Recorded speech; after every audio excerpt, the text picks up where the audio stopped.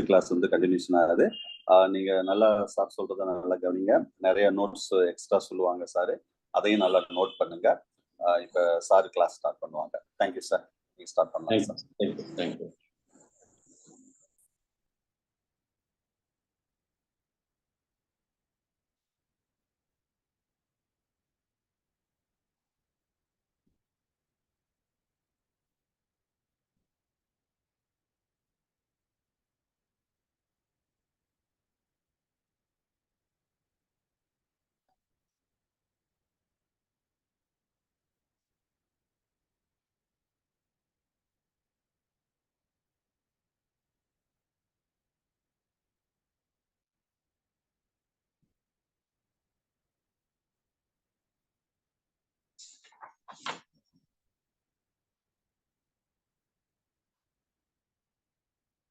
Last கிளாஸ்ல நம்ம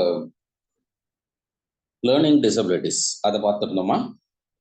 கற்றல் குறைபாடு, டிஸ்லக்ஷியா, டிஸ்கிராபியா, டிஸ்கால்குலியா, தென் மன வளர்ச்சி குன்றியோர், முட்டாள்கள், மூடர்கள், பேதையர்கள், அதுவரை முடிச்சிருக்கோம்ல.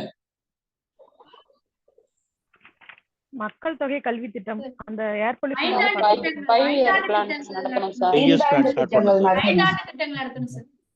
ஐந்தாண்டு திட்டங்கள் சார். சரிங்க sir, thank you. Page number 42. Page number 42.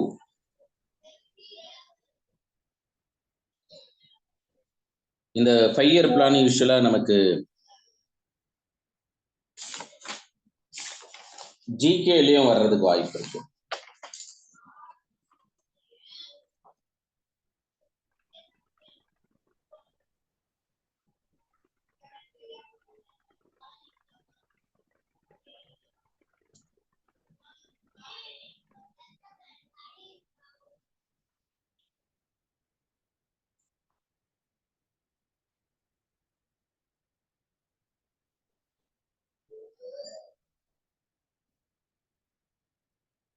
Five-year பிளான்ல 1920களில் பிற்பகுதியில் சோவியத் யூனியன் முதல் 5 ஆண்டு திட்டத்தை ஜோசப் ஸ்டாலினி செயல்படுத்தினார்.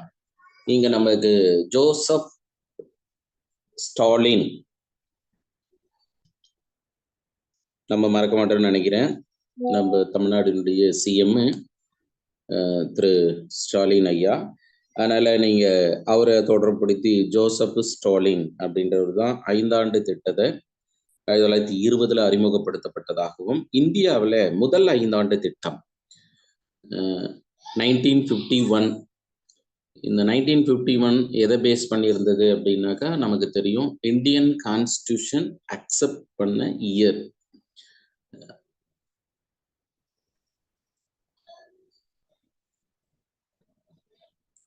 குடியரசு நாடாக ஏற்றுக்கொள்ளப்பட்டு முதல் 5 ஆண்டு திட்டமாக 1951, 56. இதுல நமக்கு என்ன இம்பார்ட்டண்ட்டான ஒரு விஷயம் அப்படின்னாக்கா, சில சமயங்களில் 5 இயர் பிளான், அது ஃபர்ஸ்ட் 5 இயர் பிளான் ஸ்டார்டட் அப்படின்ட்டு கேட்டுட்டு ஆப்ஷன் ஏபிசிடியில் இயர்ஸ் போட்டு கேட்குறாங்க. அப்படி இல்லைன்னாக்கா நம்ம எஜுகேஷன் ரிலேட்டடான 5 இயர் பிளான். யூஸ்வலாக நம்ம 5 இயர்ஸ் பிளான்ஸில் வேரியஸ் ஆங்கிளில் பிளான் இருக்கும். அதில் இம்பார்ட்டண்ட்டாக நம்ம எஜுகேஷன் பேஸ்டு. அப்போ எஜுகேஷன் பேஸ்டுன்னு சொல்லும்போது இந்த ஆஸ்பெக்டில் ஸ்டார்ட் பண்ண இயர் 1951. அப்போ யார் சார் பிரைம் மினிஸ்டர் அப்படின்னாக்கா நமக்கு தெரியும். ஏன்னா ஃபர்ஸ்ட் ஜவஹர்லால் நேரு அவர் தான். இந்திய அரசியலமைப்பு சட்டம் ஏற்றுக்கொள்ளப்பட்ட ஆண்டு 1950. அதனால அப்போதைய பாரத பிரதமர் ஜவஹர்லால் நேரு. பெருசா கல்விக்கான ஒரு வளர்ச்சி திட்டத்தை முதல் 5 ஆண்டு திட்டத்துல கொடுக்கல. ஹைலைட் என்ன சார் அப்படின்னாக்கா, ஹெரால்டு டொமார் மாதிரியில் சில மாற்றங்களை கொண்டு வந்து சமூக சேவை, தொழிற்சாலை, ஆற்றல், தகவல் தொழில்நுட்பம், போக்குவரத்து இப்படி சார்ந்த இதுக்கு தான் முக்கியத்துவம் கொடுக்கப்பட்டு, அதுல விவசாய வளர்ச்சி, அக்ரிகல்ச்சர் டெவலப்மெண்ட், அதுக்காகவும் முதல் 5 ஆண்டு திட்டம் செயல்படுத்தப்பட்டது. ஆனா கல்விக்காக எந்த ஒரு எஃபோர்ட்டும் எடுக்கல அப்படின்றதா முதல் 5 ஆண்டு திட்டம். அப்போ இந்த ஃபர்ஸ்ட் 5 இயர் பிளான் நமக்கு கேட்க வாய்ப்பு இல்லை, ஏன்னா கல்வியோடு தொடர்பு இல்லை அப்படின்றதால நெக்ஸ்ட் 5 இயர் பிளான் 2வது 5 ஆண்டு திட்டம் அப்போ நெக்ஸ்ட் 5 இயர் பிளான் அப்படின்னு சொல்லும்போது 1956 to 61. அப்பயும் யார் தான் சார் பிஎம்ஆ இருந்திருப்பாரு அப்படின்னாக்கா ஜவஹர்லால் நேரு தான். அவர் தொடர்ந்து 3 முறை இல்லை. அதனால Jawaharlal Nehru second 5 year plan. அப்பயும் என்ன ஆச்சுன்னா இண்டஸ்ட்ரியல் டெவலப்மெண்ட், தொழிற்சாலை வளர்ச்சி, தொழில்துறை வளர்ச்சி மற்றும் விரைவான தொழில்மயமாக்கல், இண்டஸ்ட்ரியலைசேஷன், அதுவும் ரேபிட் இண்டஸ்ட்ரியலைசேஷன். என்னதான் நம்ம இந்தியாவில் ஃப்ரம் 1956 1956 இண்டஸ்ட்ரியலைசேஷன் ஃபார்ம் ஆனாலும் லைக் டெவலப்டு கண்ட்ரி அப்படின்னு இங்கிலாந்து இருந்தாலும் சரி, இல்லை பிரான்ஸு, அமெரிக்கா, இல்லை ஜப்பானு, ஆஸ்திரேலியா, இப்படி போன்ற டெவலப்டு கண்ட்ரியோடு நம்ம கம்பேர் பண்ணும்போது ஜஸ்ட் ஒரு 5% தான் ரீச் பண்ணியிருக்கோம் அப்படின்னு சொல்றாங்க. அப்போ பெருசாக இந்த பொல்யூஷன் ரிலேட்டடுன்ற ஒரு ப்ராப்ளம் இந்தியா பேஸ்டுலாம் அவ்வளோவா இல்லை. மேக்சிமம் பொல்யூஷன் எங்கே சார் கிரியேட் ஆகுது அப்படின்னா ஃப்ரம் த டெவலப்டு கண்ட்ரி, வளர்ந்த நாடுகளில் தான் நடக்குது. அதுதான் விஷயம். அதனால ஆசிரியர்களே இந்த இடத்துல இண்டஸ்ட்ரியல் டெவலப்மெண்ட்டு. அதுக்கு அடுத்ததாக 1953 என்ன ஆகும்னா மெஹலனோஃபிஸ் மாதிரியின் அடிப்படையிலாக இந்திய அணுசக்தி ஆணையம், டாடா அடிப்படை ஆராய்ச்சி நிறுவனம், துர்காபூர் இரும்பு ஆலை, அதுக்கடுத்து ருர்கேலா இரும்பு ஆலை, வேளாண்மை, அதுக்கடுத்து சோசியலிச சமூக மாதிரி அப்படின்னு சொல்லிட்டு. அதனால இந்த செகண்ட் 5 இயர் பிளான்லையும் பெருசா எஜுகேஷனுக்கு அப்படின்ற ஒரு விஷயத்த கொண்டு வரல. Then third 5 year plan 1961. நம்ம 1961 ஸ்ட்ரெயிட்டாக என்சிஇஆர்டி நமக்கு நினைவுக்கு வந்திருக்கும் இல்லை? 1961 என்சிஆர்டி. அப்போ 3வது 5ஆண்டு திட்டத்தில் 1961, 66. அப்போ இந்த இடம் கேட்கலாம் சார். 1961, 66. இப்பயும் யாருடைய பீரியட் ஆப் நம்ம பார்க்குறோம்னா ஜவஹர்லால் நேரு சார். அவர்தான் this plan is also called Gadgil Yojana அப்படின்னு சொல்றோம். அந்த சப்போஸ் சில சமயங்களில் அந்த 5 இயர் பிளான் காட்கில் யோஜனா அப்படின்றது ஆப்ஷன்ல கொடுத்து கேட்கலாம். காட்கில் என்றவர் தான் கமிஷனரா இருந்ததால அவருடைய பெயர்ல. நெக்ஸ்ட் சினோ இந்தியா வார் 1982 நடந்தது அப்படின்னும். நெக்ஸ்ட் இண்டோ பாகிஸ்தான், இதுவும் நடந்தது அந்த காலகட்டத்தில் தான். அதனால பெரும்பாலும் 1966 to 69 பெருசா வளர்ச்சி வந்து கொண்டு போக முடியல இந்தியாவில். ஆனால் ஒரு பேசஸ் இருக்கு, லைக் தேர்டு 5 இயர் பிளான்ல தான் என்சிஆர்டி அப்படின்னு சொல்லிட்டு ஸ்கூல் எஜுகேஷன்ல like framework of curriculum and teaching methodology, then pre service and in service, இந்த விஷயங்களை வந்து முன்னெடுக்கிறாங்க. இப்போ மேபி எஜுகேஷன் ரிலேட்டட் இம்ப்ரூவ் ஆனதுக்கு தேர்ட் 5 இயர் பிளான் அப்படின்னு எடுத்துக்கலாம். அதனால தேர்ட் 5 இயர் பிளான் நமக்கு கேட்கலாம் என்சிஇஆர்டி. நெக்ஸ்ட் ஃபோர்த்து 5ஆண்டு திட்டம் 1969 to 74. அப்போ யார் சார் பிரைம் மினிஸ்டர் இருந்தது அப்படின்னா இந்திரா காந்தி அம்மா, 1969. அதனால தான் நம்ம பார்த்துருப்போம் like hierarchical basis of educational commission from after independence. நம்ம சுதந்திரம் அடைந்த பின்பு நம்ம வரிசைகரமாக பார்க்கும்போது என்னன்னா ஃபர்ஸ்ட் 1948 அப்படின்னு சொல்லிட்டு டாக்டர் ராதாகிருஷ்ணன் கமிஷன் அப்படின்னு பார்த்துருப்போம். Next 1952 doctor Lakshmanaswami Mudaliar commission. Next 1964 to 66 Kothari education commission அப்படின்னு படிச்சிருப்போம். Next 1968 national education policy. இந்த national education policy reform Kothari education commission as well as the new recommendation implement as well as the recommend in the year of 1968. அப்போ யாரு sir பிஎம்ஆ இருந்தது அப்படின்னாக்கா இந்திரா காந்தி அம்மா. ஆனால் யூஸ்வலாக என்ன ஆயிடுச்சுனாக்கா இந்த டைம்ல தான் எமர்ஜென்சி பீரியடு, இந்த வேளாண்மை பசுமை புரட்சி கிரீன் ரெவல்யூஷன் கொண்டு வரப்பட்டதெல்லாம் இதுதான். அதனால என்ன ஆயிடுச்சு அப்படின்னா இது ஒரு ஃபெயிலியரான ஒரு 5 இயர் பிளானா நம்ம பார்க்குறோம் சார். இதை அப்படின்னாக்கா இந்த ஃபோர்த்து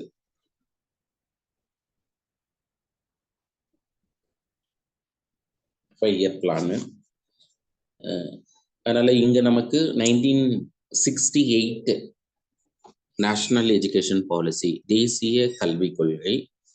அப்போ இந்த தேசிய கல்விக் கொள்கை எந்த ஐந்தாண்டு திட்டத்தில் உருவாக்கப்பட்டது அப்படின்னா 4th 4வது ஐந்தாண்டு திட்டம். சில சமயங்களில் கோத்தாரி கமிஷன் கேட்டாங்க அப்படின்னாக்கா 3வது ஐந்தாண்டு திட்டம் sir, 3rd 5-year plan. Next sir sir இந்த 2வது ஐந்தாண்டு திட்டத்துல வந்து இதுக்கு முன்னாடி நம்ம ஒண்ணு பார்த்திருக்கோம் சார், இடைநிலை கல்வி அதுல வருது அப்படின்னு. அதுதான் நம்ம என்னன்னா அதுதான் சொல்ல வந்தேன். லக்ஷ்மணசாமி முதலியார் கமிட்டி.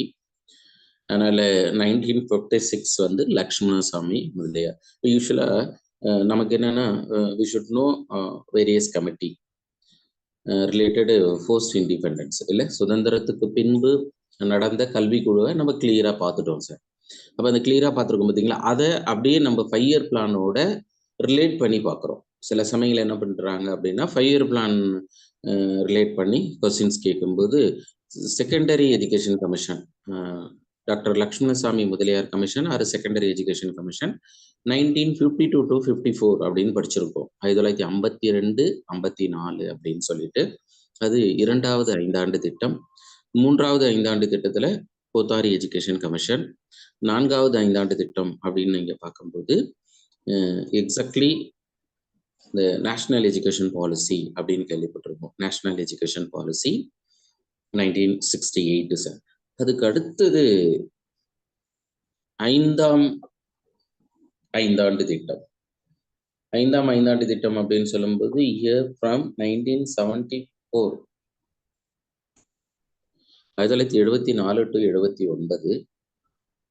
அதனால இந்திய தேசிய நெடுஞ்சாலை அமைப்பு ஏற்படுத்தப்பட்டது. நேஷனல் ஹைவே சிஸ்டம் வாஸ் இந்த 5-year பிளான். இது வந்து ஜிகேல ஒன்று வரலாம், ஆனால் நம்ம எஜுகேஷன் பார்ட்ல கேட்க வாய்ப்பு இல்லை. இது ஃபர்ஸ்ட் பாயிண்ட். செகண்ட், அதிகரித்து வரும் போக்குவரத்து நெரிசலுக்கு ஏற்ப சாலைகள் உருவாக்கப்பட்டது. இதுவும் ஜிகேல வரலாம், ஏன்னா ஜிகேல நமக்கு ஒரு பாயிண்ட் இருக்கு, அதனால அந்த ஆஸ்பெக்ட். நெக்ஸ்ட் 1975 20 புள்ளிகள் திட்டம் அப்படின்னு துவங்கப்பட்டு சுற்றுலாத்துறை விரிவடைந்தது அப்படின்னும், வேலைவாய்ப்பு மற்றும் வறுமை ஒழிப்பு, சமூக நீதி, சோசியல் ஜஸ்டிஸ், அதுக்கடுத்து வேளாண் உற்பத்தி மற்றும் பாதுகாப்பு, அதுக்கடுத்ததாக குறைந்தபட்ச தேவை மினிமம் நீடு ப்ரோக்ராம் MNP இதெல்லாம் தொடங்கப்பட்டது. அதனால இங்க நமக்கு 1978 தமிழ்நாட்டில் யூஸ்வலா 5-year பிளான் ரிலேட்டட் 1978 அதை நம்ம ரிலேட் பண்ணும்போது 1979 அங்கே முடிக்கிறோம். 1978 10+2+3 மெத்தட் இன் இந்தியா, சாரி இன் தமிழ்நாடு, தமிழகத்தில் 10, 12, 13 அப்படின்னு உருவாக்கப்பட்டது. இதுவே சென்ட்ரல் கவர்மெண்ட் அப்படின்னு எடுத்துட்டீங்கன்னாக்கா 4வது ஐந்தாண்டு திட்டம். அதுக்கடுத்து 6வது ஐந்தாண்டு திட்டம் வரீங்க, இந்திரா காந்தி அம்மா அவங்களே தான். கிராமப்புற NABARD, national bank for agriculture and rural development, NABARD, எஜுகேஷனுக்காக இப்போ ஐ திங்க் 6th கேட்கலாம் சார். இந்திரா காந்தி சார் ஒரு டவுட் சார். சொல்லுங்க சார். 1978 வந்து அப்போ சிஎம் இருந்தது எம்ஜிஆர் சார். அந்த பீரியட்ல தான் தமிழ்நாட்டுல வந்து 10+2+3 கொண்டு வந்தாங்க சார். நம்ம ஆனா சிஎம் நம்ம தமிழ்நாடு ரிலேட்டடு சிஎம் எல்லாம் கேட்க மாட்டாங்க. அதே மாதிரி சென்ட்ரல் கவர்மெண்ட்லயும் பிஎம் கேட்கறது இல்லை. நம்ம ஒரு அண்டர்ஸ்டாண்டிங்காக ரிலேட் பண்றோம் சார்.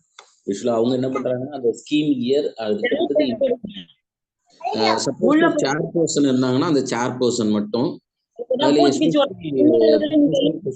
ஒரு டைம் மட்டும் யாரு கேட்டிருக்காங்க அப்படின்னாக்கா ஃபார்மர் பிரைம் மினிஸ்டரான ராஜீவ்காந்தி அவரை பத்தி கேட்டிருக்காங்க. ஏன் அப்படின்னாக்கா லைக் இந்தியாவினுடைய overall development based on the education, கல்வி சார்ந்த மிகப்பெரிய ஒரு மாற்றம் கொண்டு வந்தது எதுனாக்கா இந்த 1986. அதனால அங்க மட்டும் அந்த இடம் பாயிண்ட் அவுட் பண்றாங்க. மற்றபடி எங்கேயுமே பிஎம்ஐயும் சிஎம்ஐயும் கேட்க மாட்டாங்க சார். ஒன்றும் பிரச்சனை இல்லை, கேட்டதும் இல்லை. அப்புறம் ஏன் சார் நீங்க சொன்னீங்க அப்படின்னாக்கா நம்ம மறக்காம இருக்கிறதுக்கு வாட் வே மெத்தட் இல்லை. சில விஷயங்கள் வந்து நம்ம பேக்ரவுண்ட் தெரிஞ்சா மட்டும்தான் நம்ம பிரைன்ல அழகா ஃபிக்ஸ் ஆகும். அதனாலதான் நம்ம அங்க சொல்லிடணும் சார், வேற ஒன்றும் இல்லை. அப்போ நம்ம 6வது ஐந்தாண்டு திட்டம், இந்திரா காந்தி அம்மையார் 6வது ஐந்தாண்டு திட்டம் கிராமப்புறங்கள்ல நபார்டு வங்கி என்னாச்சுனாக்கா நபார்டு வங்கி கல்வித்துறையோட இந்த இன்ஃப்ராஸ்ட்ரக்சர் உள்கட்டமைப்பு வசதிகள். அது மட்டும் இல்லாமல் நமக்கு பாப்புலேஷன் எஜுகேஷன்னு ஒரு சாப்டர் நம்ம பார்த்துருந்தோம் இல்லை, பாப்புலேஷன் குடும்ப கட்டுப்பாட்டு திட்டம், அதுவும் மாறாத இந்த ஆண்டு திட்டம். அதனால சில சமயங்களில் அதை ரிலேட் பண்ணி, இது பாப்புலேஷன் எஜுகேஷனோட ரிலேட் பண்ணி 5 இயர் பிளான் கேட்டாங்கன்னா 6th 5 இயர் பிளான். சில இயர் கொஸ்டின்ஸில் பிஜிடிஆர்பியில் 5 இயர் பிளான்லேருந்து கொஸ்டின்ஸ் கேட்டிருக்காங்க.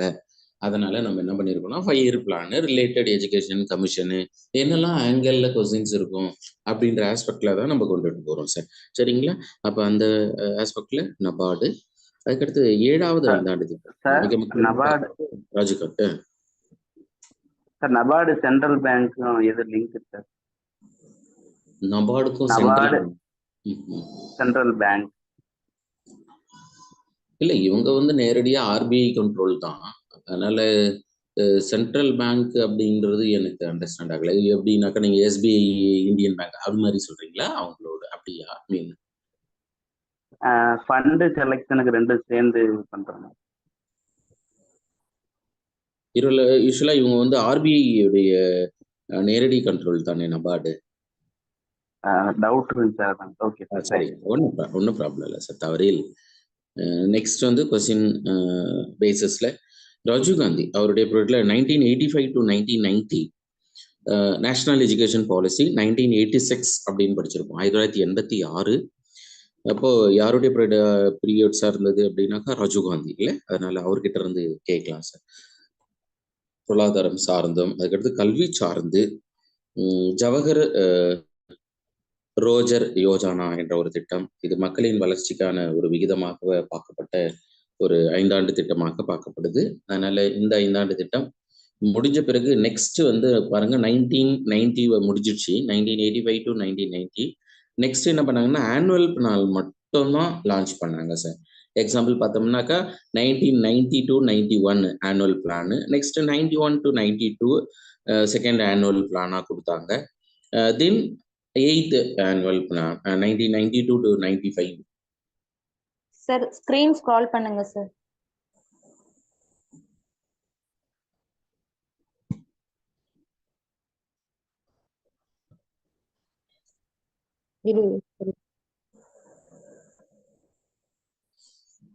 Excuse me sir. சொல்லுங்க sir. Sir national education policy வந்து 1968 4th பீரியட் சொன்னீங்க சார். இப்போ ராஜீவ்காந்தி பீரியட்ல சொல்லியிருக்கீங்க சார். இயர் கன்ஃபியூஸ் ஆயிருக்கு சார். நம்ம நடத்தும்போது சொல்லியிருப்போமே 1968ல நேஷனல் எஜுகேஷன் பாலிசி கொண்டு வந்தாங்க.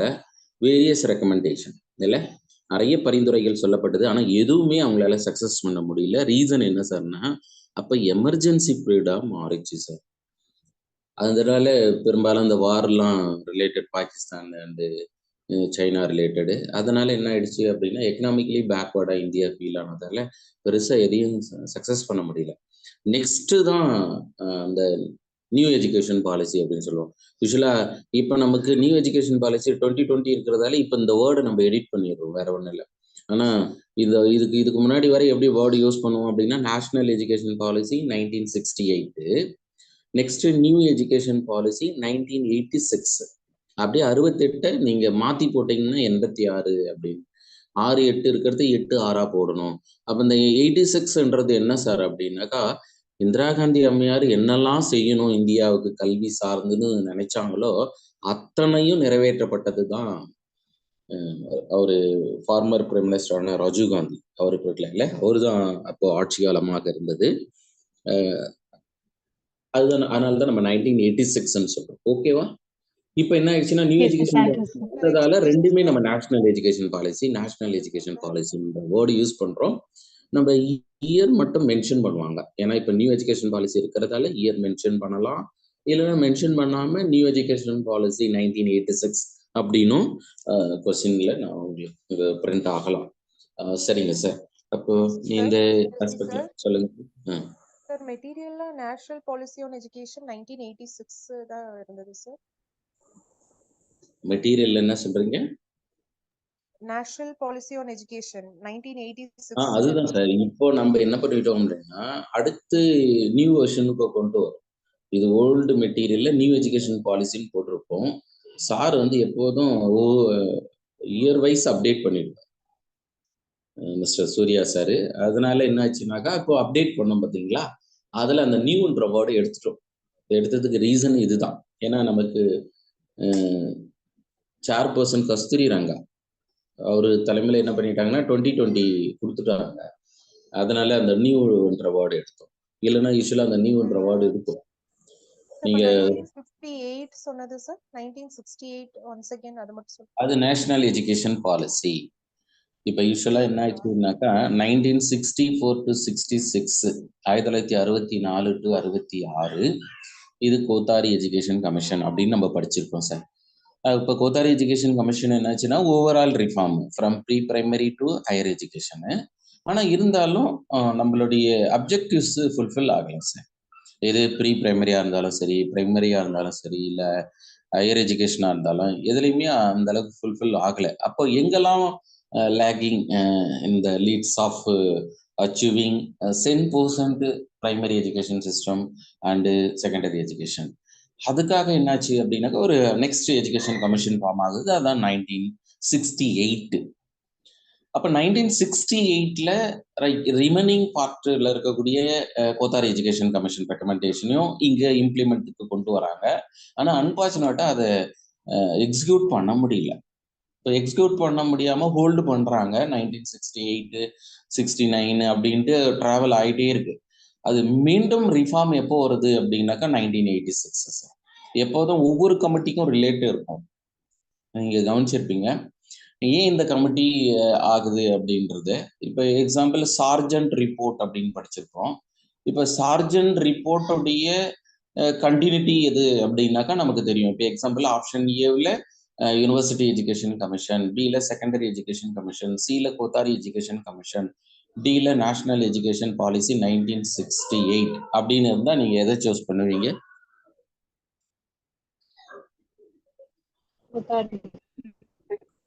கோத்தாரி. வேற யாராவது? இடைநிலை கல்விக் கொள்கை சார். இப்போ இடைநிலை கல்விக் கொள்கை எப்படி சொன்னீங்க? What is the reason? அது வந்து பிரைமரிக்கு சார் ஃபர்ஸ்ட் அந்த சார்ஜன்ட், அதனால இடைநிலை கல்வி. Very good sir. அவ்வளவுதான். இதுதான் அண்டர்ஸ்டாண்டிங். ஒன்றும் நம்ம எஜுகேஷன் ரொம்ப டஃப் இல்லை சார். ரொம்ப ஈஸியா 30 மார்க் எடுக்கலாம். அதுல நமக்கு நியரஸ்ட் 12 to இல்லை 13 இல்லை 14 கூட எஜுகேஷன்ல கேட்டாங்கன்னா நமக்கு பிளஸ். சில கொஸ்டின் பேப்பர்ல 50-50 கொடுத்தாங்கன்னு வச்சுக்கலாம். சைக்காலஜிக்கு 15 மார்க்ஸ், அதுக்கு அடுத்தது எஜுகேஷனுக்கு 15 மார்க்ஸ்ன்னு வந்ததுன்னா அழகா நீங்க 15 மார்க்ஸ் எடுக்கலாம்.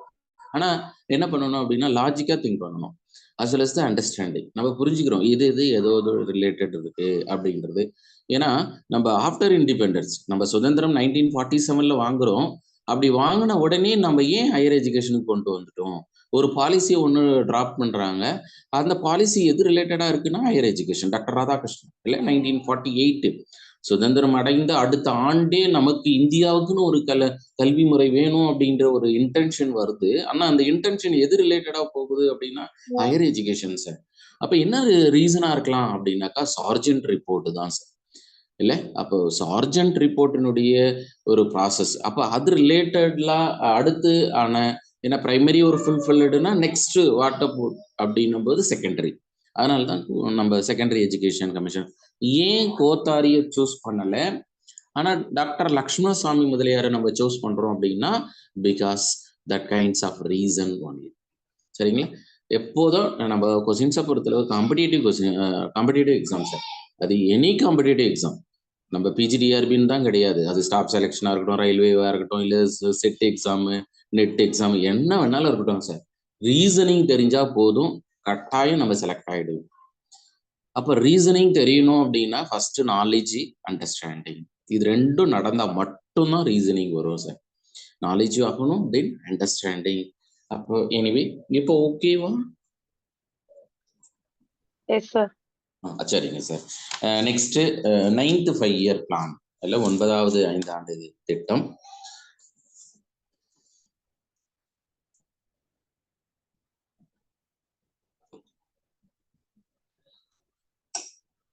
இப்ப நம்ம இந்த 9வது 5 ஆண்டு திட்டத்துல வறுமை முற்றிலும் ஒழித்தல் இது ரிலேட் பண்ணி கொஸ்டின்ஸ் இருக்கலாம். ஏன்னா நமக்கு செகண்ட் யூனிட்ல poverty eradication through 8th 5-year plan என்ன எக்ஸ்பிளைன் பண்ணல sir. 8th 5-year plan.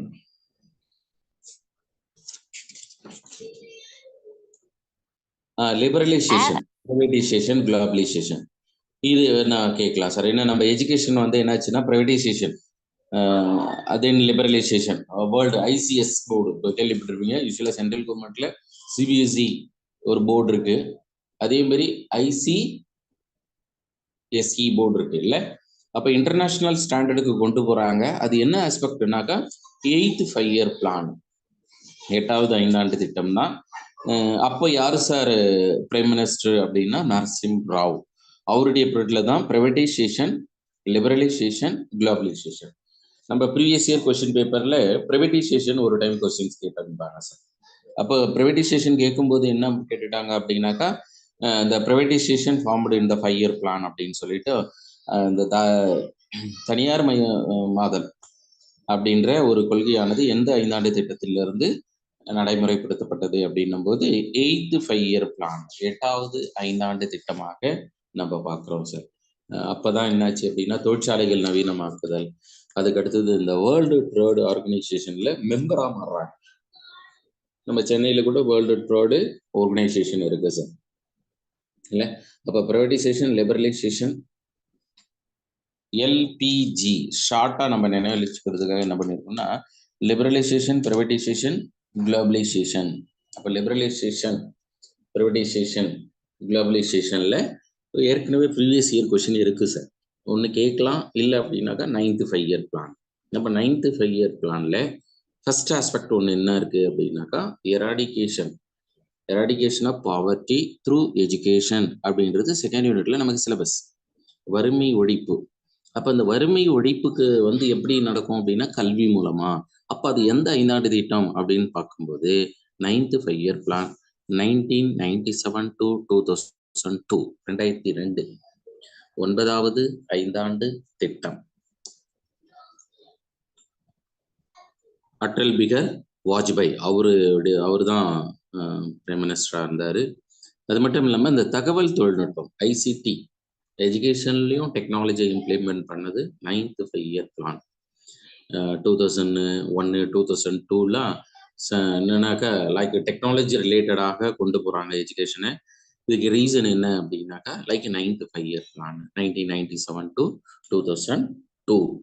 Another ஒரு இம்பார்ட்டன்ட் என்ன சார் அப்படின்னாக்கா எஸ்எஸ்ஏ பிளான் கேள்விப்பட்டிருப்போம். எஸ்எஸ்ஏ சர்வசிக்ஷா. ஆமா சார், சர்வசிக்ஷா அபியான். என்ன சொல்ல முடியுமா?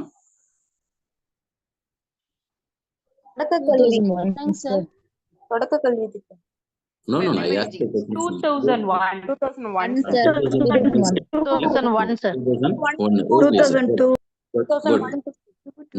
2001 கரெக்ட்.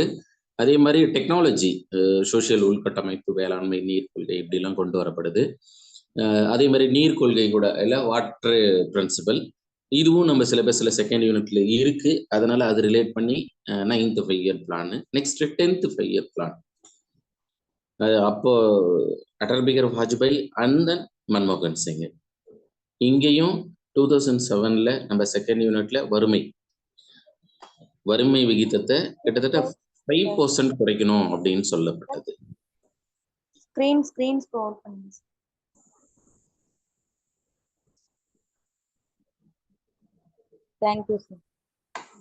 அதனால 2007ல வறுமை விகிதத்துல கிட்டத்தட்ட 5%. அதே மாதிரி 20 புள்ளிகள் திட்டம் அறிமுகப்படுத்தப்பட்டது அப்படின்னு சொல்லிட்டு, இது என்னன்னா எக்கனாமிக்கல் growth. அந்த புள்ளின்றது எக்கனாமிக்கல் growth. அதை நம்ம கேட்க மாட்டாங்க, அது எக்கனாமிக்ஸ் ரிலேட்டடு. தென் கொஸ்டின்ஸ் கேட்கும்போது இந்த 11th 5-year பிளான் ஒன்று இருக்கு.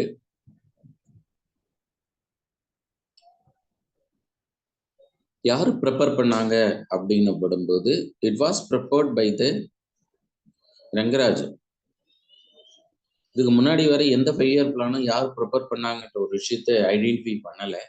ஆனா இங்க மட்டும் பண்ணியிருப்பாங்க. அதனால வித்தியாசமா இருக்கிறதால இங்கேயும் கேட்கலாம் அப்படின்றதான் எக்ஸ்பெக்ட் பண்றோம். இது மட்டும் இல்லாம உயர்கல்வி சார் 2011 2012 18 வயது முதல் 23 வயது வரையிலான மாணவர்களை உயர்கல்வியில் சேர்த்தல். அப்ப எப்படி சேர்க்கிறது? தொலைதூரமாக இருக்கலாம், முறைசார் கல்வியில கொண்டு வரலாம், அல்லது முறைசாரா கல்வியா இருக்கலாம். அதே மாதிரி தொழில்நுட்ப கல்வி நிறுவனங்கள், முறைசார் மற்றும் முறைசாரா பாலின வேறுபாடுகளை குறைத்தல், 2009க்குள் அனைவருக்கும் சுகாதாரமான குடிநீர் வழங்குதல் அப்படிங்கிறது. இப்ப நமக்கு என்ன ஸ்கீம் இருக்கு அப்படின்னா RUSA. What is the stance of RUSA? राष्ट्रीय उत्थान राष्ट्रीय उच्चारण Good sir. ராஷ்டிரிய உற்றாச்சார் शिक्षा சிஷ்யா अभियान அனைவருக்கும் உயர்கல்வி திட்டம் என்ன ஆண்டுன்னு சொல்ல முடியுமா? 2013 2010 sir. 2009 2009. அப்ப நீங்க RUSA அப்படின்னு சொல்லும்போது 11th 5-year plan சார். 11வது ஐந்தாண்டு திட்டம். RMSA இதுல தானேங்க சார்? RMSA இதுல தானேங்க சார்? ராஷ்டிரிய மத்தியமிக் சிஷா அபியான் அப்படின்னு கேள்விப்பட்டிருக்கோம். ராஷ்டிரிய மத்தியமிக் சிஷா அபியான் இதுவும் 11வது ஐந்தாண்டு திட்டம் தான். ஆனா மெயினா ஃபோக்கஸிங் எது சார்னாக்கா ஹையர் எஜுகேஷனு. அதனாலதான் நீங்க பார்க்கலாம் கவர்மெண்ட் ஸ்கூல் வரை குழந்தைங்க வந்து ஐடிஐயோ பாலிடெக்னிக்கோ இல்லை காலேஜோ ஜாயின் பண்ணிட்டாங்களான்னு ஐடென்டிஃபை பண்றதுக்கு ரீசன் இதுதான். இப்போ ஃபண்ட் அலாட் பண்ணுது. அதனால இந்த 12வது ஐந்தாண்டு திட்டம்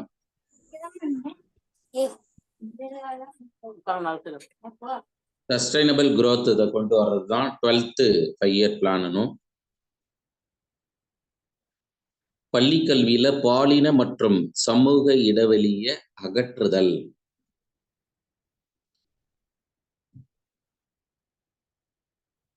செக்ஷுவல் டிஸ்கிரிமினேஷன் இருக்கும், அதுக்கடுத்து சோசியல் டீவியேஷன்.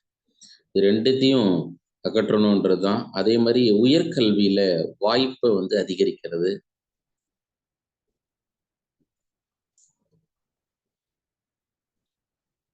முதல் 3 வயது குழந்தைகள் ஊட்டச்சத்து குறைபாட்டை குறைக்கிறது. சார் சொல்லுங்க சார். சார் இதுல டெண்டுல்கர் வறுமை கோடுன்னு எதுக்கு சார் பேர் வச்சிருக்காங்க? அதுதான் அவங்க வந்து இந்த எக்கனாமிக்ஸ் பேஸ்ட்ல கொடுத்துருக்குறாங்க. மற்றபடி டெண்டுல்கர் நம்ம கிரிக்கெட் வீரர் இல்லை, அது economist. Okay sir, thank you sir. Then 13th 5-year plan 2017 to 2022. 2017 to 2022 new education policy, புதிய தேசிய கல்விக் கொள்கை. இதுல தான் என்ன பண்ணிட்டாங்கன்னா MHRD என்றத மினிஸ்ட்ரி ஆஃப் எஜுகேஷன் அப்படின்னும் சேஞ்ச் பண்ணிட்டாங்க. 13வது ஐந்தாண்டு திட்டம். தென் இப்போ நமக்கு 14th 5-year பிளான் வந்திருக்கணும், ஆனா கொண்டு வரல கவர்மெண்ட். அதனால இயர் பிளானா at present conversion to year plan 22 to 23, 23 to 24, 24 to 25 அப்படின்னு மாத்திட்டாங்க. அதனால நம்ம என்ன சார்னா மேக்சிமம் இங்க ஃபோக்கஸ்டு ஒன்று இந்தியன் எஜுகேஷன் கமிஷன் இருக்கு சார், சரிங்களா? அப்போ இந்தியன் எஜுகேஷன் கமிஷன்ல எக்ஸப்ட் யூனிவர்சிட்டி எஜுகேஷன் கமிஷன். ஏன் எக்ஸப்ட் யூனிவர்சிட்டி எஜுகேஷன் கமிஷன் சொல்றோம்னா, நம்ம இந்திய அரசியலமைப்பு சட்டம் ஏற்றுக்கொள்ளப்பட்ட ஆண்டே 1950 தான். ஆனா அதுக்கு முன்னாடியே என்ன பண்ணிட்டாங்க அப்படின்னாக்கா உயர்கல்விக்காக ஒரு கல்விக் கொள்கை உருவாக்கப்பட்டது. அதனால அந்த கல்விக் கொள்கை அப்போ நம்ம ரிலேட் பண்ணும்போது எஜுகேஷன் பாலிசியில secondary education commission or Kothari education commission or national education policy 1968 and national education policy 1986, SSA or MSA RUSA. தென் ஃபைனலா நியூ எஜுகேஷன் பாலிசி 2020 2020 இதுவரை 5-year பிளான்ல பேசிஸ்ல தான் ஃபண்ட் அலாட் பண்ணாங்க சார் கமிட்டிக்கு, இல்லை? அப்போ கமிட்டியினுடைய ரிஃபார்மை இம்ப்ளிமெண்ட் பண்றதும் த்ரூ த 5-year பிளான். அதனால இந்த இடம் நம்ம கொஸ்டின்ஸ் இருக்கலாம். நெக்ஸ்ட் நம்ம செகண்ட் யூனிட்ல ரிலேட்டா இருக்கக்கூடிய poverty, next population, then higher education, formal, non formal, technical education, இது எல்லாமே இந்த ஆஸ்பெக்ட் தான். சரிங்களா? இதோட நம்ம 5 இயர் பிளானு முடியுது சார். நெக்ஸ்ட் சாப்டர் என்ன சார் இருக்கு அப்படின்னாக்கா, லாஸ்ட் 5 இயர் பிளான் 13th. அந்த 13th என்னன்னு பார்த்துட்டோம், 2017 to 2022. நெக்ஸ்ட் பள்ளியின் வகைகள். இது ரொம்ப சிம்பிள், எப்படி கேள்வி கேட்டாலும் உங்களால் ஆன்சர் பண்ண முடியும். ஏன்னா என்ன இன்ஸ்டிடியூஷன், அரசு பள்ளிகள், அரசு உதவி பெறும் பள்ளிகள் அப்படின்னு கேள்விப்பட்டிருக்கோம். அந்த இடத்துல மட்டும் நீங்க என்னன்னா அரசு உதவி பெறும் தனியார் பள்ளிகள்னு மாத்திங்க. நீங்க மெட்டீரியல் வச்சுட்டு இருப்பீங்க, அரசு உதவி பெறும் தனியார் பள்ளிகள்.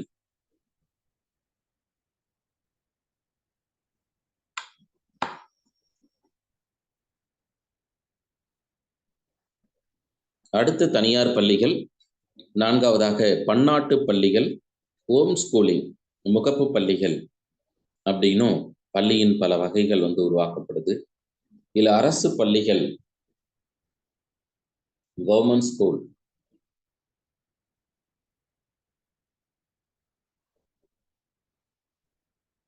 அரசு பள்ளிகளாக மாநில அரசு பள்ளிகள், ஸ்டேட் போர்ட் ஸ்கூல்ஸ், வறுமை மற்றும் ஆதரவற்ற நிலையில் இருக்கக்கூடிய பெரும்பாலான மாணவர்கள் 14 வயது வரையிலும் அரசு பள்ளியிலேயே பயில்வதற்காக உருவாக்கப்பட்டது தான் மாநில அரசு பள்ளிகள்.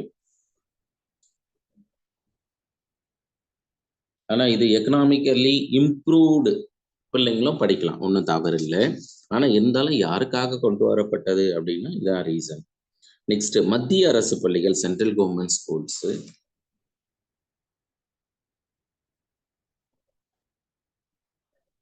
அதுல கேவி,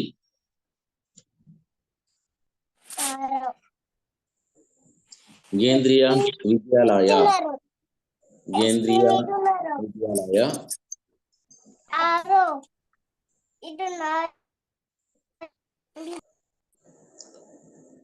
தென் பிராக்கெட்ல பிஎம் ஸ்ரீ கேவி. இப்ப கேவி அப்படின்னு கேள்விப்பட்டிருப்போம், கேந்திரியா வித்யாலயா. அதுல த்ரோட் இந்தியாவில் ஒரு 25 ஸ்கூல்ஸை பிஎம் ஃபண்டில் அடாப்ட் பண்ணியிருக்காங்க. அதனால அந்த நேம் ஆஃப் த ஸ்கூல் என்ன சொல்றாங்கன்னா PM Shri Kendriya Vidyalaya school, PM Shri KV. Then second central government Navodaya பள்ளிகள், ஜேஎன்வி. நவோதயாவை பத்தி நம்ம டீட்டெயிலா 8th யூனிட்ல படிப்போம். யாருக்காக இந்த நவோதயா பள்ளினா நமக்கு தெரியும், கிஃப்டட் சில்ட்ரன்ஸ். என்ன கிஃப்டட்? ரூரல், கிராமப்புற மீத்திறன் மிக்க மாணவர்கள். இப்போ வேணா இது ரிலேட்டட்ல அட் பிரசன்ட் கவர்மெண்ட் ரன் பண்ணக்கூட எலைட் கேட்கலாம் சார். மாதிரி பள்ளி, எலைட் ஸ்கூல் அப்படின்னு கேள்விப்பட்டிருப்போம். சில சமயங்கள்ல எலைட் ஸ்கூல் தமிழகத்துல மொத்த எலைட் ஸ்கூல் எத்தனை இருக்குன்னு கேட்கலாம். Option A 30, option B 35, option C 38, option D 40. என்ன சார் ஆன்சரா இருக்கலாம்? 38. குட் சார், டவுட்டே வேண்டாம். மொத்த மாவட்டம் எத்தனை? ஒரு மாவட்டத்துக்கு ஒன்று ஸ்டார்ட் பண்ணியிருக்காங்க. அப்போ ஈஸியாக அதை நீங்கள் கார்லேட் பண்ண வேண்டியதுதான். சரிங்களா? அப்போ எனவே 38 சார் எலைட்ஸ். அதனால சப்போஸ் இங்கே நம்ம சென்ட்ரல் கவர்மெண்ட்ல நவோதயா சார், ஸ்டேட் கவர்மெண்ட்டாக இருந்தால் என்னவா இருக்கலாம் அப்படின்னும் போது எலைட் ஸ்கூல் ஆர் மாதிரி பள்ளி. இதுக்கடுத்தது இந்திய இராணுவ பொதுப்பள்ளி, இந்தியன் ஆர்மி பப்ளிக் ஸ்கூல். இராணுவ வீரர்களினுடைய குழந்தைகள் படிப்பதற்காக தமிழகத்துல எங்க இருக்கு அப்படின்னா நமக்கு தெரியும், திருப்பூர் மாவட்டம் அல்ல திருப்பூர் டிஸ்ட்ரிக்ட், உடுமலைப்பேட்டை, அமராவதின்ற ஒரு நகர், அங்கதான் இராணுவ பள்ளி இருக்கு. கோ எஜுகேஷனா ரன் ஆகிட்டு இருக்கு சார். சரிங்களா? அப்போ அரசு சார்ந்து மத்திய அரசுல ஒன்று கேந்திரியா வித்யாலயா, அப்படியே ஒரு பார் போட்டு பிஎம் ஸ்ரீ கேந்திரியா வித்யாலயா. சார் நவோதயா பள்ளி ஜேஎன்பின்னு போட்டிருக்கீங்கல்ல சார்? ஆமா, ஜவஹர் நவோதயா வித்யாலயா. ஆமா, ஜவஹர் நவோதயா வித்யாலயா. நீங்க வேணா முன்னாடி கூட ஜவஹர்ன்றது எழுதிக்கலாம். சார் சொல்லுங்க சார். சார் கேந்திரியாவுக்கு அப்புறமா ஒரு வேர்ட் சொன்னீங்க இல்லைங்க சார் அந்த அதான் sir PM Shri KV school. Thank you நம்ம நேஷனலைஸ்டு ஒரு 25 ஸ்கூலு டைரக்டா பிஎம் உடைய அண்டர்டேக்ல இயங்குது சார். சரிங்களா? அதனால அந்த வேர்டு வந்து பிஎம் ஸ்ரீ கேவி தென் நவோதயா. அந்த நவோதயாவில் நீங்க ஸ்டேட்னு போட்டு பிராக்கெட்ல எலைட் ஸ்கூல் யூஸ்வலா சிலபஸ்ல கொடுக்கல. ஆனா இருந்தாலும் அவங்க கேட்டுட்டாங்கன்னா ஏன் கேட்டீங்கன்னு நம்ம போய் அவங்கள கொஸ்டின் கேட்க முடியாது. டிஆர்பி போர்டை கேட்டாக்கா இது லைக் அப்டேட்ல நாங்கள் கேட்டிருக்கோம் அப்படின்ட்டுருவாங்க. அதனால அந்த ஆஸ்பெக்ட்ல அங்கே நம்ம பார்க்குறோம். அதே மாதிரி சைனிக் ஸ்கூல். நெக்ஸ்ட் சார், இப்போ நீங்கள் தமிழ்நாட்டிலேயே சென்ட்ரல் கவர்மெண்ட் ஸ்கூல் எடுத்துட்டீங்கன்னா சைனிக் ஸ்கூல் இருக்குங்களா? நவோதயா இல்லையா? கேவி இருக்கா? நெக்ஸ்ட் எக்ஸ்கியூஸ் மீ சார் கோயம்புத்தூர்ல ஒரு சென்ட்ரல் கவர்மெண்ட் ஸ்கூல் இருக்கு. அது நாவல் ஸ்கூல், கேள்விப்பட்டிருப்பீங்க maybe. Coimbatore. Next air force schools. Next central government air force schools. Tambaram and Avadi. Tambaram and Avadi கம்ப்ளீட்டா பார்த்துட்டோம் சார். இது மட்டும் நம்ம நோட்ஸ்ல அப்டேட் இருக்காது. அதனால அடிஷ்னல் அப்டேட் என்ன அப்படின்னா சொல்லுங்க சார். சார் ஏகலைவா அப்படின்ற ஸ்கூல்ஸ் எதுக்கு இல்லை சார் வரும்? அதான் அது central government scheme, central government school தான் சார். சார் ஆர்மி ஸ்கூல் உடுமலைப்பேட்டைன்னு சொன்னீங்க இல்லைங்க சார்? உடுமலைப்பேட்டையில ஒரு ஊர் சொன்னீங்க இல்லைங்க சார்? அது சொல்ல முடியுங்களா? அமராவதி நகர். தேங்க்யூ அமராவதி.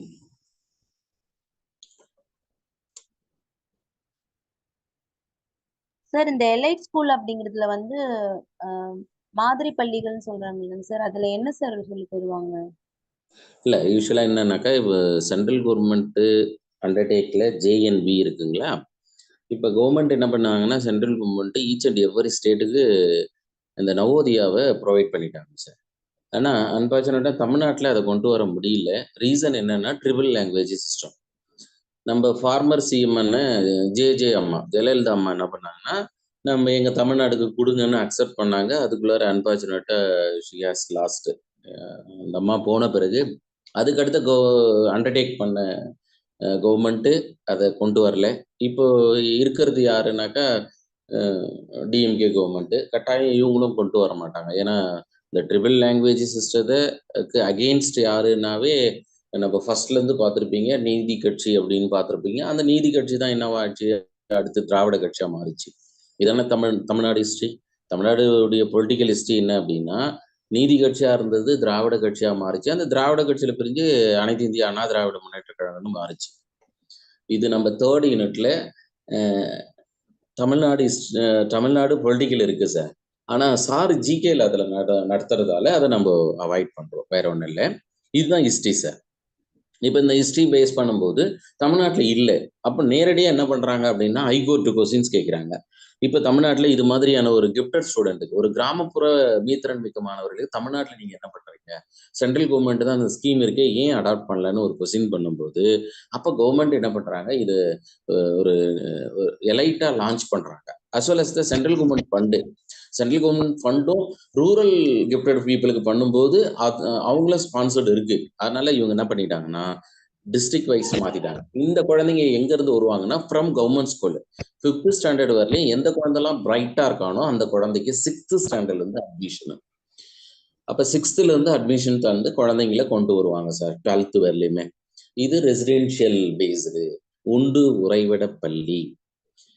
அதே மாதிரி குழந்தைங்களுக்கு வந்து பார்த்தோம்னா ஸ்க்ரீனிங் பேஸில் தான் வருவாங்க. அந்த ஸ்க்ரீனிங் இருக்கிறது எங்கே இருக்குனாக்கா அந்தந்த ஸ்கூலில் இருக்க கவர்மெண்ட் எக்ஸாம் கண்டக்ட் பண்ணுவாங்க. அந்த கவர்மெண்ட் எக்ஸாமில் டாப்பர்ஸ் யாரோ அவங்க வராங்க சார். இதுதான் எலைட். சரிங்களா? நீங்கள் கூட டிஆர்பி எழுதிட்டு உங்கள் டிஸ்ட்ரிக்டில் நீங்கள் ஜாயின் பண்ணீங்கன்னா சில சமயங்களில் எலைட் ஸ்கூல் வாய்ப்பு வரலாம். அப்போ வந்ததுன்னா கூட நீங்கள் ஜாயின் பண்ணலாம், ஒன்றும் தவறு இல்லை. அண்ணா ஒன்றும் கொஞ்சம் கண்டினியூஸாக ஒர்க் இருக்கிற மாதிரி தெரியும், அவ்வளோதானே தவிர மற்றபடி ஒன்றும் இல்லை. சீனியர்ஸ்லாம் வேண்டான்னு ஒதுக்கும்போது நீங்கள் போல்டா இறங்கி அந்த குழந்தைங்க கிட்ட நீங்க ஒரு சேஞ்ச் கொண்டு வரலாம், ஒன்றும் பிரச்சனை இல்லை. சரி, இது புரிஞ்சுதுங்களா சார்? இந்த எலைட் ஸ்கூல்ல ஜாயின் Yes, பண்ணதுனால sir. சேலரி எல்லாம் இதுதான் வேரியேஷன் ஆகுதா சார் கவர்மெண்ட் இல்லை ஸ்கூலுக்கு? சார், இல்லை. இப்போ யூஸ்வலாக என்னன்னாக்கா அது கவர்மெண்ட் ப்ரொபஸில் இருக்கு. லைக் ஆனோரி மாதிரி பெர் டே வந்து 1000 rupees அப்படின்னு சொல்லிட்டு 30 days இருக்கு அப்படின்னா ஒரு 30,000 வந்து நார்மலாக ஒர்க் பண்ணக்கூடிய டீச்சர்ஸை விட கொடுக்கணும் அப்படின்னும், நெக்ஸ்ட் அவங்களுக்கு வெஹிக்கிள் ப்ரொவைட் பண்ணணும், இதெல்லாம் ப்ரொபஸில் இருக்கு. ஆனால் இதுவரை கொண்டு வரல. அட் ப்ரெசென்ட் என்ன இருக்கு அப்படின்னாக்கா அப்படியே அப்சர்வ் பண்றாங்க. கவர்மெண்ட் ஸ்கூல்ல இருந்து டெபுடேஷன், அப்படியே டெபுடேஷன் போட்டு அந்த சேலரி அவங்கவுங்க ஸ்கூல்ஸ்ல வாங்கிக்கிற மாதிரி பண்ணிடுறாங்க. ஃபியூச்சர்ல வரலாம் சார், ஃபியூச்சர்ல இருக்கலாம். எலைட்டுக்குன்னு செப்பரேட்டாவே கொடுக்கறதுக்கான சான்ஸ் இருக்கும். சரிங்க சார். இது இப்போ என்சிஆர்டி சிலபஸ் வருமா இல்ல நம்ம ஸ்டேட் கவர்மெண்ட் சிலபஸ் வருமா சார் எலைட் ஸ்கூலுக்கு? Entirely differ from central government. சரிங்களா? சென்ட்ரல் கவர்மெண்ட் இது வந்து நம்ம ஸ்டேட் கவர்மெண்ட் இல்லை, நம்ம SCRT sir. SCRT syllabus. NCRT syllabus வந்து எது சார்னாக்கா Navodaya. Okay Sir, novel school Coimbatore, sir. It comes under NCERT. NCRT sir, NCRT. ஏன்னா அது சென்ட்ரல் கவர்மெண்ட்ஸ் கீழே பார்த்தோம் சார். இப்போ நம்ம இது கூட நீங்க இங்க எழுதிடாதீங்க, இது எலைட் ஸ்கூலு. நீங்க அண்டர்ஸ்டாண்டிங்காக சொன்னேன் சார். சென்ட்ரல் கவர்மெண்ட்ல நவோதயா இருக்கு, நம்ம ஸ்டேட் கவர்மெண்ட்ல ஏதாவது இருக்கா அப்படின்னு சர்ச் பண்ணும்போது இருக்கு. அதுதான் எலைட்டு, தமிழ்ல மாதிரி பள்ளி அப்படின்றதுக்காக சொன்னோம் சார். சரிங்களா? அது ஸ்டேட் கவர்மெண்ட் மாநில அரசு பள்ளியின் கீழ் வரணும், இங்க எழுதக்கூடாது, மாநில அரசின் கீழ் வரக்கூடியது. தென் அடுத்து ஒன்னு அடிஷன், தட் கஸ்தூரி காந்தி பாலிகா வித்யாலயா. கேள்விப்பட்டீங்களா? கஸ்தூரி காந்தி பாலிகா வித்யாலயா அப்படின்னு மத்திய அரசாங்கம் பள்ளி இருக்கு சார், சென்ட்ரல் கவர்மெண்ட். இது exclusively for girls, விமன்க்கு,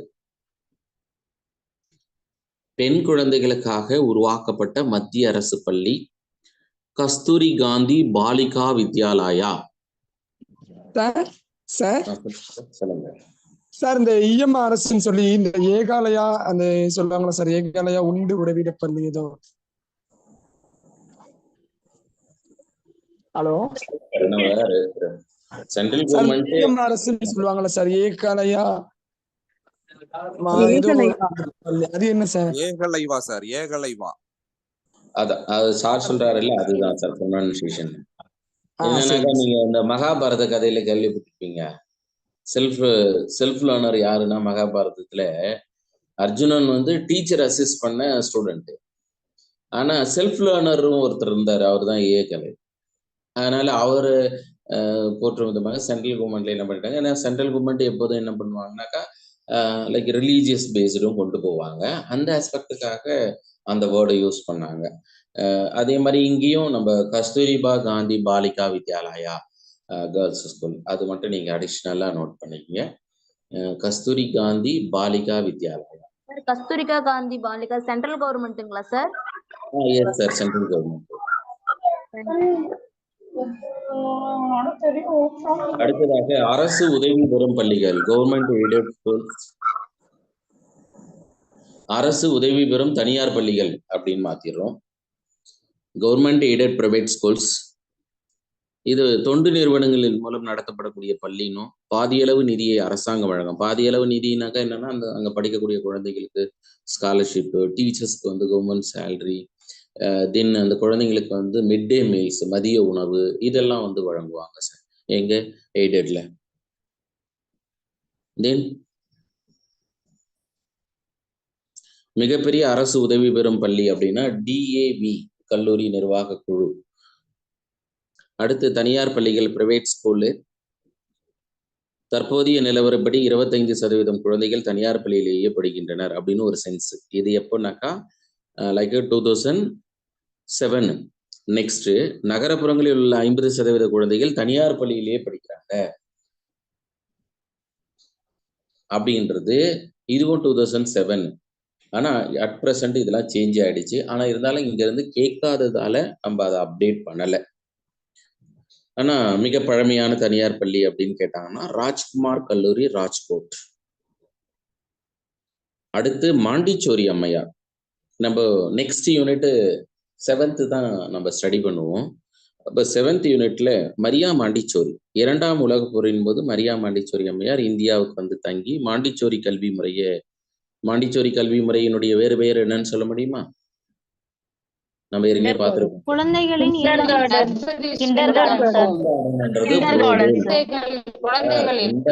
kinder garden என்பது அல்லது குழந்தை பூங்கா என்பது புரோபேல். நம்ம கேக்குறது மரியா மாண்டிச்சோரி. குழந்தைகள் வீடு சார். சென்சரி குழந்தை சார். வீடு. சென்சரி. பிளேவே மெத்தட். குழந்தைகளின் இல்லம். ஒரு டீச்சிங் மெத்தட் கரெக்ட்டுங்களா? Sensory education sir. Sensory education sir.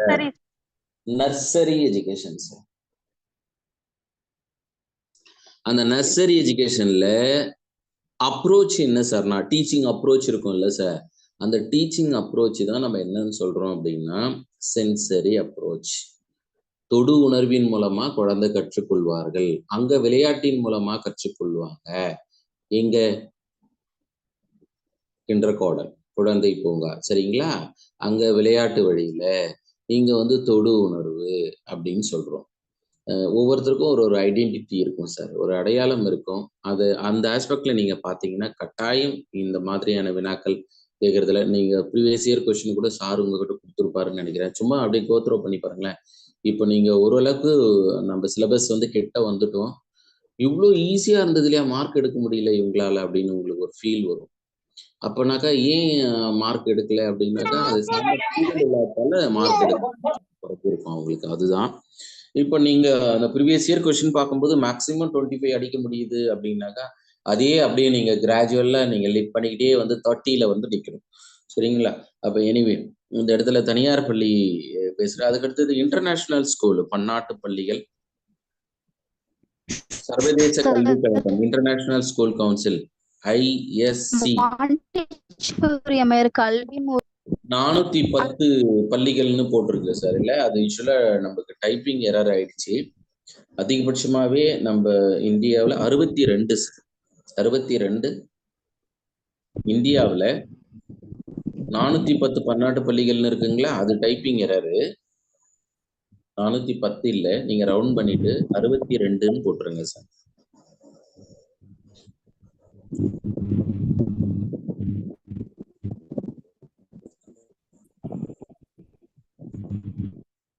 இப்போ ஜப்பான், துருக்கி, சுவிட்சர்லாந்து, அதை ரிலேட்டடா இந்தியா 1947 ஐக்கிய நாடுகள் சபையின் பன்னாட்டு பள்ளி, United national international school, UNESCO. இதனுடைய நோக்கம் என்னன்னா ஐநா பெற்றோர்களின் குழுவினரால் அவர்களின் குழந்தைகளுக்கான சர்வதேச கல்வியை மேம்படுத்துறது அப்படின்னும், KIS கொடைக்கானலில் ஒரு பன்னாட்டு பள்ளி உருவாக்கப்பட்டது. எப்பொழுதுனா 1901. அப்ப அந்த பன்னாட்டு பள்ளியினுடைய சிறப்பு என்ன அப்படின்னு தேடும்போது, துவக்க கல்வி முதல் 12ஆம் வகுப்பு வரை வழங்கக்கூடிய உண்டு உறைவிட மற்றும் இருபாலர் பள்ளி. நீங்க நம்ம 1901 டிக் அடிச்சிருக்குங்களா, அதுக்கு அடுத்து டிக் மார்க்கே வந்திருக்கு. நீங்க டிக் மார்க் எல்லாத்தையும் எடிட் பண்ணிடுங்க சார். இது இந்த டிக் மார்க்கான 1901ல point number 1, point number 2, point number 3, point number 4. 1901 உங்களுக்கு ஏதாச்சும் ஒரு கார்லேட் ஆகுதுங்களா எஜுகேஷன்ல? நம்ம இந்தியன் பிலாசபரோட ரிலேட் ஆக முடியுதா? 1901 விஸ்வபாரதி ஸ்டார்ட் பண்ண இயர். அது கரெக்டா சொன்னீங்க, கொஞ்சம் டிவியேட் ஆயிடுச்சு.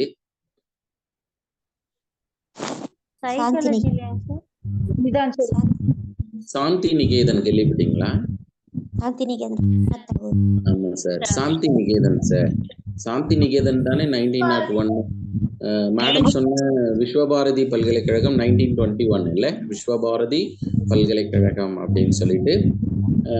அப்போ நம்ம 1901 எதுக்காக இங்க நான் ரிலேட் பண்ணேன்னா, சில இயர்ஸ் வரும்போது நம்மளோட தொடர்பு, நம்ம இந்த 8 யூனிட்டுக்குள்ளார தான் பார்க்குறோம், சரிங்களா? நீங்க வேற ஏதாவது ஜிகேவோட ரிலேட் பண்ணி கூட நீங்க பண்ணலாம், ஒன்றும் தவறு இல்லை. 1901 அதனால இங்க நம்ம 1901 கொடைக்கானல் அதே நிகழ்வுல தான் உண்டு உறைவிட பள்ளியாகவும், அதுக்கடுத்து இந்தியாவினுடைய முதல் பன்னாட்டு பள்ளி. இந்தியாவில் international school, first international school அப்படின்னு எடுக்கும்போது கொடைக்கானல் தான் சார். அது இது மட்டும் இல்லாமல் இதனுடைய அடுத்த சிறப்பு என்ன தெரியுங்களா? ஆசியாவினுடைய 3வது பன்னாட்டு பள்ளின்றாங்க. இந்த தேர்டு ஏஷியன் கண்ட்ரியில் பார்க்கும்போது third one of the international schools in Tamil Nadu. அப்போ தமிழ்நாடுக்கு மிகப்பெரிய ஒரு சிறப்பு இல்லை? அப்போ வாட் இஸ் த மோட்டோ? இந்த KIS மோட்டோ என்ன சார் அப்படின்னா, வேற்றுமையில் ஒற்றுமை, யூனிட்டி இன் டைவர்சிட்டி. ஃபைனலா முகப்பு பள்ளிகள் வரும் சார், அல்லது வீட்டுக்கல்வி, வீட்டில் உள்ள குழந்தைகளுக்கான கல்வி. இதை நம்ம வீட்டுக்கல்வின்னு பார்த்ததால தற்போது தமிழகத்துல வீட்டுக்கல்வி சார்ந்த ஒரு கல்வி முறை அறிமுகப்படுத்தப்பட்டிருக்கு. அது என்னன்னு சொல்ல முடியுமா? இல்லம் தேடிய கல்வி. Very good, very good. இல்லம் தேடிய கல்வி. சரிங்களா? அப்ப இல்லம் தேடிய கல்வி என்பது கல்வியில ஒரு இடைவெளி வந்தது. எப்போ அப்படின்னா கொரோனா பீரியட்ல ஏற்பட்ட அந்த இடைவெளியை சரி செய்வதற்காக இல்லம் தேடிய கல்வி செயல்படுகிறது. அதனால வீட்டுக்கல்வி வட அமெரிக்காவெல்லாம் பயன்படுத்தப்பட்டது. அதே மாதிரி வீட்டுக்கல்வி UK, யூரோப், காமன்வெல்த் இந்த நாடுகள்ல பின்பற்றப்படுது. 2009 நம்ம இந்தியாவிலையும் 2009 என்னன்னு நமக்கு தெரியும். 2009 என்பது RTE, ரைட் டு எஜுகேஷன் அப்படின்னு கேள்விப்பட்டிருப்போம். குழந்தைகள் பள்ளிக்கு அனுப்பாம என்ன பண்ணலாமா, வீட்டிலேயே நீங்களே ஆசிரியர்களாக இருந்து சொல்லி கொடுத்து தேர்வை எழுதலாம் சார். அதை மனிதவள மேம்பாட்டுத்துறை அமைச்சராக இருந்த கபில் சிபல் தான் இந்த சட்டத்தை நிறைவேற்றினாரு. 2009 RTE சட்டம். அதனால தான் என்ன அப்படின்னாக்கா, RTE பேஸ்டில் கொஸ்டின்ஸ் இருக்கிறதான ரீசன். 2009 2005 கேள்விப்பட்டிருப்பீங்க, national curriculum framework. National curriculum framework 2005. அப்படியே 2009 RTE கொண்டு வராங்க. RTEல குழந்தைங்க ஸ்கூலுக்கே போகாம வீட்டில இருந்துட்டே படிச்சுட்டு அந்த குழந்தைங்க எக்ஸாம் மட்டும் என்ன பண்ணலாம்னா எழுதலாம் சார். எக்ஸாம் எங்க எழுத முடியும் அப்படின்னாக்கா, central government NIOS, national institute of open schooling, நம்ம தமிழ் லாங்குவேஜ்ல எழுதலாம் சார். ஏன்னா நம்ம ரீஜனல் சென்டர் சென்னையில் ரீஜனல் சென்டர் இருக்கிறதால லாங்குவேஜ் தமிழ்லையும் அடாப்ட் பண்ணலாம். ஆனால் யூஸ்வலாக CBSE போர்டு ஆனால் அண்டர்டேக் அந்த ஸ்டேட் பேஸ்டில் பார்க்கும்போது லைக் நேஷனலைஸ்டு லாங்குவேஜ் அப்படின்னு கேள்விப்பட்டிருக்கோம். தேசிய மொழிகள் இருக்கு. அந்த மொழியில தமிழ் அக்செப்ட் பண்ணதால தமிழ் லாங்குவேஜ்ல குழந்தை எக்ஸாம் எழுதலாம் சார். இல்ல இங்கிலீஷ் அதோட அப்ரிவேஷன் சொல்லுங்க சார். எது சார்? NIOSங்களா? நேஷனல் இன்ஸ்டிடியூட்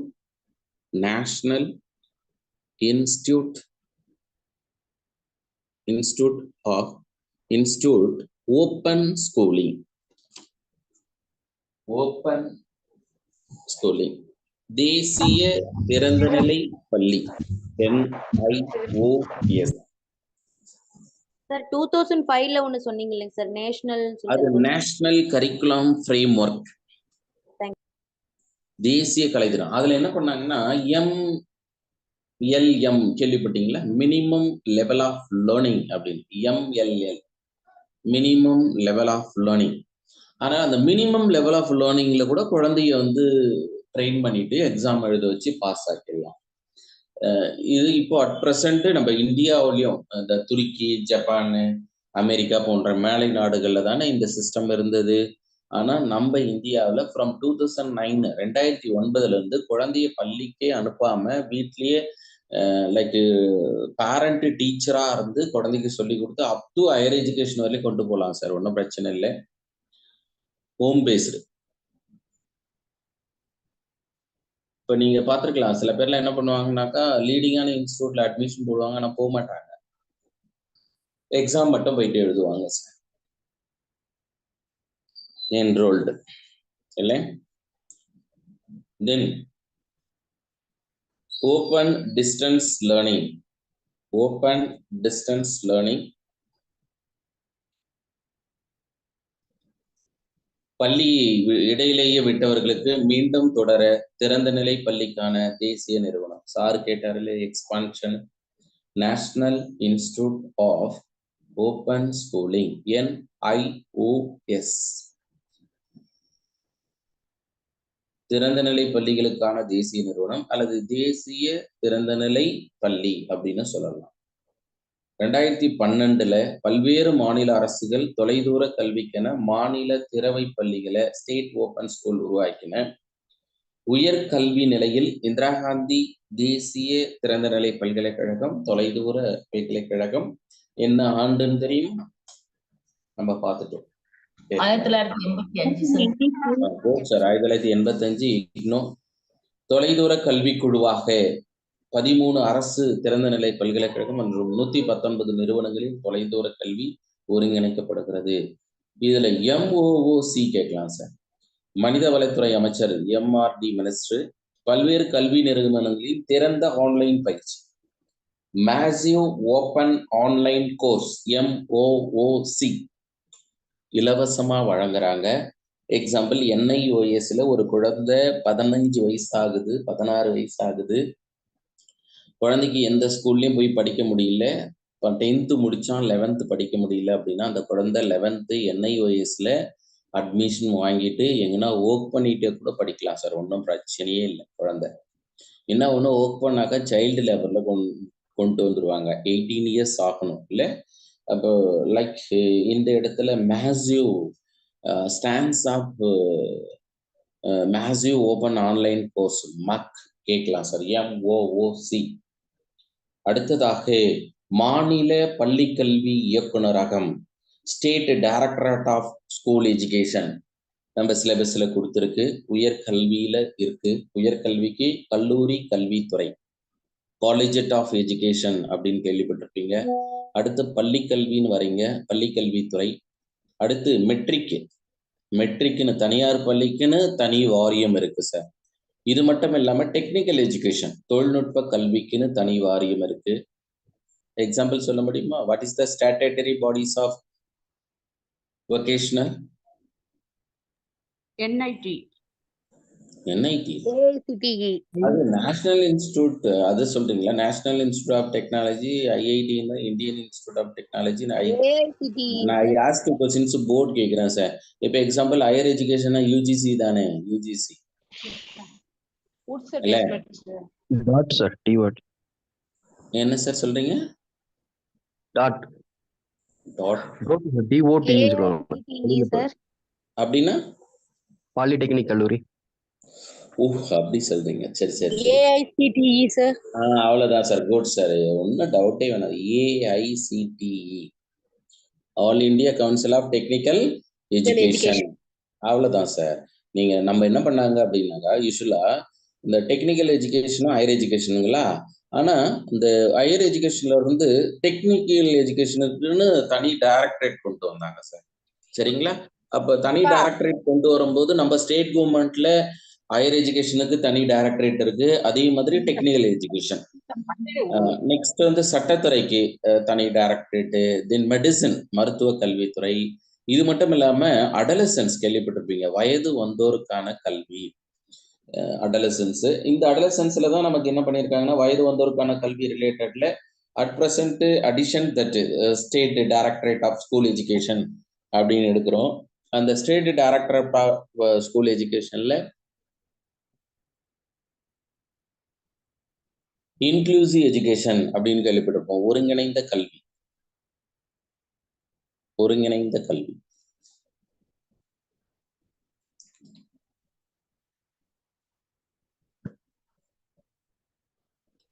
இதோட நம்ம கம்ப்ளீட்டா இந்த யூனிட் முடிச்சிட்டோம். அதுக்கு அடுத்ததாக இம்பார்ட்டன்டான டேஸ் அப்படின்னு கொடுத்துருக்கோம் இல்ல, அதுல இது நம்ம இன்ஃபர்மேஷனுக்காக கொடுக்கப்பட்டது சார், இன்ஃபர்மேஷனுக்காக உங்களுக்கு கொடுக்கப்பட்டது. நீங்க விருப்பத்தோடு இது மறக்காம இருக்கிறதுக்கு சில ஏதாவது ஒரு டிப்ஸ் வச்சு நீங்க பண்ணிக்கலாம். எக்ஸாம்பிள் பாருங்களேன், நான் வேணா ஏதாவது ஒரு மந்த்தை வந்து ரிலேட் பண்ணி ஒரு டிப்ஸ் சொல்லிட்டுங்களா? லாஸ்ட் மந்த் எடுத்துக்கோமா, டிசம்பர். இப்போ டிசம்பர்ல நம்ம இம்பார்ட்டண்டா என்ன பண்றாங்க அப்படின்னாக்கா டிசம்பர் 1 அப்படின்னா உலக எய்ட்ஸ் நாள் அப்படின்னு எடுத்துக்கிறோம். அதுக்கடுத்து டிசம்பர் 2 தேசிய சுற்றுச்சூழல், உலக ஊனமுற்றோர் 3, போபால் விஷவாயு டிசம்பர் 3, கொடிநாள் 7, அதுக்கடுத்து சார்க் நாள் அப்படின்னு சொல்லிட்டு 8, மனித உரிமை தினம் 10. இப்போ இதுல டிசம்பர்ல மேக்சிமம் கொஸ்டின்ஸ் கேட்டாக்கா எங்க இருக்கலாம்னாக்கா டிசம்பர் 1 கேட்கலாம், அப்படின்னா டிசம்பர் 10 கேட்கலாம் சார். இல்லை டிசம்பர் 1 இருக்கலாம், அப்படின்னா டிசம்பர் 10 இருக்கலாம். அப்போ இதை நீங்க ஒரு ஒரு ஒரு அண்டர்ஸ்டாண்டிங் என்ன அப்படின்னாக்கா, டிசம்பர் 1 வந்து வேர்ல்டு எய்ட்ஸ் டே, உலக உலக HIV தினம். இல்லை உலக HIV தினமாக அல்லது உலக எய்ட்ஸ் தினமாக கொண்டாடப்படுறது டிசம்பர் 1. இந்த டிசம்பர் 1 என்ன பண்றாங்கன்னா, இந்த உலக எய்ட்ஸ்னால எங்களுக்கு சில உரிமைகளை கொடுங்க அப்படின்றாங்க. மனித உரிமை, இல்லை நாங்களும் மனிதர்கள் தான், எங்களுக்குன்னு சில உரிமைகளை கொடுங்க, சில ரைட்ஸ் கொடுங்கன்றாங்க. அது எப்போ அப்படின்னாக்கா அவங்களுக்கு வந்து 10 நாள் கழிச்சு சொல்றாங்க. அப்படின்னா டிசம்பர் 10. சும்மா ஒரு க்ளூக்காக நான் சொல்றேன். சில மந்த்தை வந்து நீங்க எடுத்து அதை மறக்காம நம்ம நினைவுல எப்படி வச்சுட்டு இருக்கோம் அப்படின்னு ஜஸ்ட் நான் ஒரு மந்த்தை மட்டும் சொல்லியிருக்கேன். சப்போஸ் நீங்க கொடி நாள் ஒரு முக்கியமா நீங்க ஃபீல் பண்றீங்கன்னா டிசம்பர் 7. அப்ப டிசம்பர் 7 இவங்க என்ன பண்றாங்கனாக்கா, யாரு இந்த உலக எய்ட்ஸ் நாள், எய்ட்ஸ் வந்தவங்க கொடி பிடிக்கிறாங்க. என்ன 7ஆம் நாள் கொடி பிடிக்கிறாங்க, எங்களுக்கு வந்து உரிமைகள் கொடுங்க அப்படின்னு. எப்போ 10வது நாள்ல. அப்போ அப்படி கூட நீங்க ரிலேட் பண்ணி நினைவு. அப்போ லைக் திஸ் ஒரு மந்த்தை ஏதாவது ஒரு ஸ்டோரி மாதிரி நம்ம பார்த்துட்டு அதை நம்ம கிளிக் பண்றோம். கம்பல்சரி இது நம்ம எஜுகேஷன் இல்லை, ஜிகே சார், சரிங்களா? ஜிகேல கம்பல்சரி ஒரு கொஸ்டின் சார் அவுட் ஆனது, இந்த சாப்டர் அவுட்டு தெரியுங்கள்ல. ஜூனோ ஜூலையோ ஆகஸ்டோ செப்டம்பரோ நவம்பரோ டிசம்பரோ ஜனவரியிலோ பிப்ரவரியோ மார்ச்சோ ஏப்ரல்லையோ கொஸ்டின்ஸ் கேட்கலாம் சார். அதில் நம்ம நீங்கள் உங்கள் பாயிண்ட் ஆஃப் வியூவில் ஒரு க்ளூ வைங்கன்றதுக்காக நான் ஒரு டிப்ஸு டிசம்பர் மாதத்தில் சொல்லியிருக்கேன். இது மாதிரி நீங்கள் விருப்ப போல் வச்சுக்கலாம் சார். எனிவே நெக்ஸ்ட்டு இந்த 3rd யூனிட்டு கட்டாயம் சார் வந்து ஜிகேல எல்லாமே உங்களுக்கு கவர் பண்ணிடுவார். தென் நெக்ஸ்ட் யூனிட்டு 3rd யூனிட்டில் நெக்ஸ்ட் யூனிட் என்னன்னா 4th 5th 6th அது கம்ப்ளீட்டாக முடிச்சிட்டோம் சார், சைக்காலஜி, சரிங்களா? நெக்ஸ்ட் யூனிட்டு நமக்கு 7th யூனிட் சார், 7வது யூனிட்டு 7th. இந்த 7th யூனிட் எஜுகேஷனல் இன்னோவேஷன், கல்வியில் புதுமைகள்.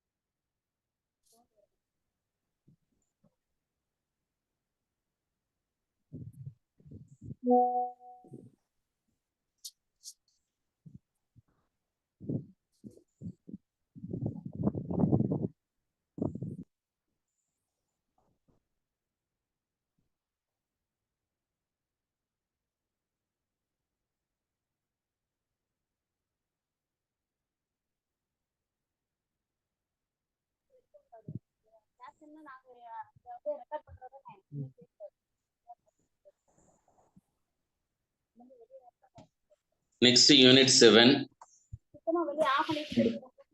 Meaning of educational innovation. கல்வியில் புதுமையினுடைய பொருள். Principles involved in innovation. கல்வி புதுமையினுடைய கொள்கைகள். Emergence of school in cultural, social and religious setting. கலாச்சார, சமூக, மதம் சார்ந்த ஒரு நிகழ்வாக. Then innovations that emerged from education empowerments. நம்ம கல்வியில் புதுமையில மூலமாக வெளியிடப்பட்ட அல்லது உருவாக்கப்பட்ட கல்வி அமைப்புகள்லாம் நமக்கு சிலபஸ்ல கொடுத்துருக்கு. ஃபர்ஸ்ட் என்ன கொடுத்தாங்கன்னா தாகூர். அப்ப தாகூர் ஃப்ரேம் பண்ண நேம் ஆஃப் த ஸ்கூல் என்ன சார்னா சாந்தி நிகேதன். ரொம்ப சிம்பிளா பிஃபோர் 2012 முன்னாடி நடந்த பிஜிடிஆர்பிலாம் இந்த 7th யூனிட்ல சிலபஸ் மட்டும் தெரிஞ்சுட்டு இந்த யூனிட்ல கேட்ட கொஸ்டின்ஸை ஃபுல் மார்க் வாங்கினவங்களும் இருக்கிறாங்க சார், இல்லை? ஆனா இப்பதான் கொஞ்சம் இன்டீரியரா போயிட்டாங்க. ஆனா இருந்தாலும் நமக்கு சர்ஃபேஸ் லேர்னிங்கும் வேணும். அதனால நம்ம யூனிட்ஸ்ல தாகூர் சாந்தி நிகேதன். காந்திஜி அப்படின்னா அவரு உருவாக்கிய பள்ளி பேசிக் எஜுகேஷன், அடிப்படை அல்லது ஆதார கல்வி. அடுத்து ஏஎஸ் நீல் ப்ராக்ரெசிவ் ஸ்கூல், முற்போக்கு பள்ளி. ஸ்ரீ அரபிந்தோ ஆசிரம ஸ்கூல்ஸ், ஆசிரம பள்ளி. தென் ரூசோ சில்ட்ரன்ஸ் எஜுகேஷன். ரூசோ குழந்தை மைய கல்வியை கொண்டு வர அல்லது குழந்தை கல்வி. அதுக்கடுத்து மாண்டிச்சோரி சென்ஸ் எக்ஸ்பீரியன்ஸ், புலன் அனுபவ கல்வியை உருவாக்குறாங்க. Then Bertrand Russell education for social order, கல்வியின் சமூக ஒப்பந்தம். ப்ரோபெல் கிண்டர் கோடன், குழந்தை பூங்கா என்பது Froebel. Then Dewey pragmatic life, pragmatic life அப்படின்னு கேள்விப்பட்டிருப்போம். பயனிட்டு வாழ்க்கை. Then next education philosopher J Krishnamurti, freedom in learning situation. அப்போ ஆசிரியர்களே இந்த இடத்துல நமக்கு இன்னோவேஷன்ல Indian philosopher, western philosopher. Next emergency of school in cultural, social, religious போட்டிருக்கோம் பார்த்தீங்களா? அதுக்கு தான் வேதகால கல்வி, வேதிக் எஜுகேஷன். புத்திஸ்ட் எஜுகேஷன், புத்த மத கல்வி. இஸ்லாமிய எஜுகேஷன், இஸ்லாமிய கல்வி. ஜெயின கல்வி.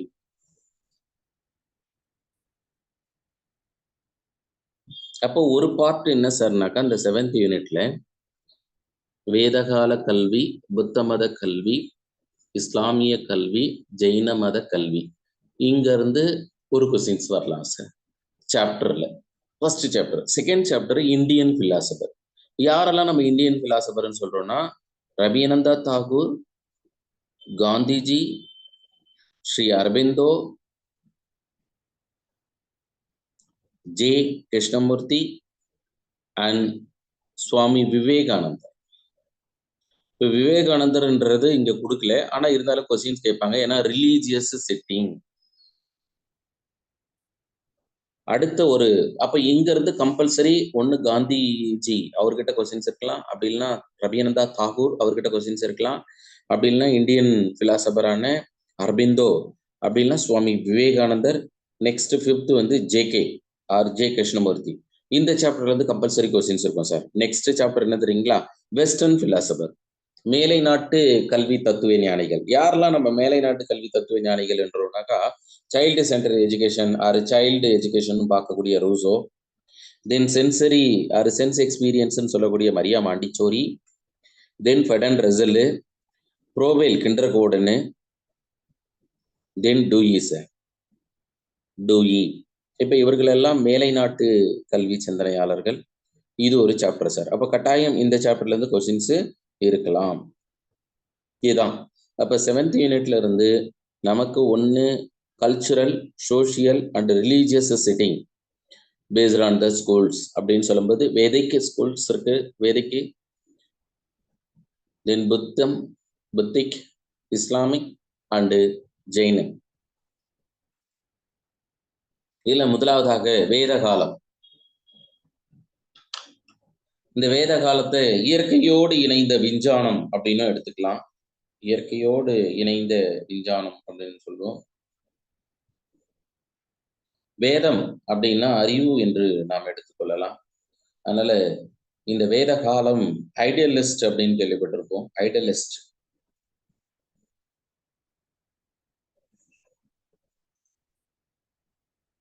வேதகால கல்வியில் மாணவர்களினுடைய பள்ளி பருவத்துல உபநயனம் என்ற சடங்கு செய்வாங்க.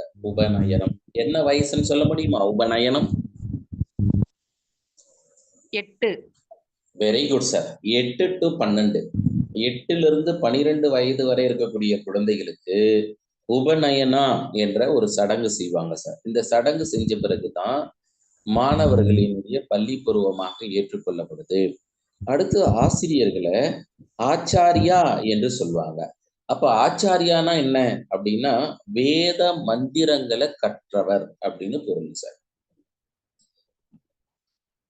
வேத மந்திரங்களை கற்றவர்.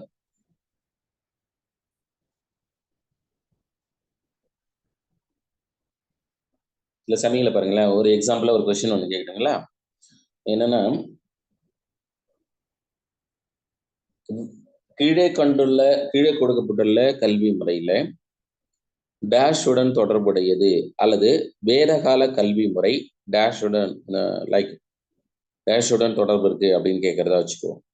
ஆப்ஷன் ஏவில் நேச்சுரலிசம், பியில் ரியலிசம், சியில் பிரக்மாட்டிசம், டியில் எக்ஸ்டென்ஷாலிசம்.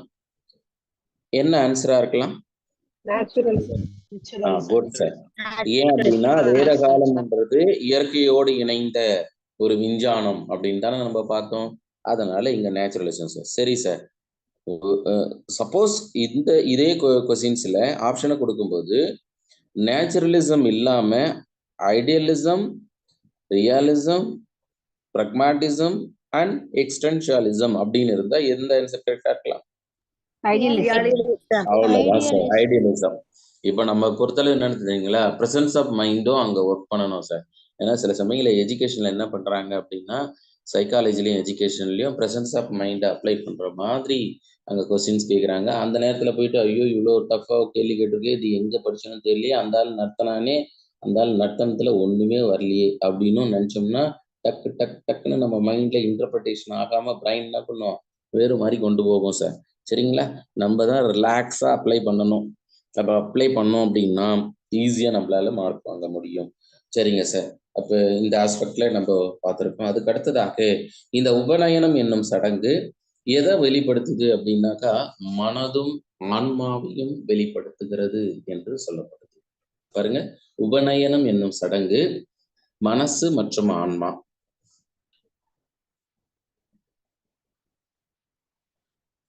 அடுத்து இந்த உபநயனம் என்ற சடங்கு முடிஞ்ச பிறகு அந்த குழந்தைங்க மாணவர்கள் பிரம்மச்சாரி என்று அழைக்கப்படுவார்கள். கல்வி எங்க சார் பயில்றாங்க அப்படின்னா குருகுலம். பெரும்பாலும் கல்வி பெற அதிக வசதிகள் இருந்தன. யாருக்கு அப்படின்னா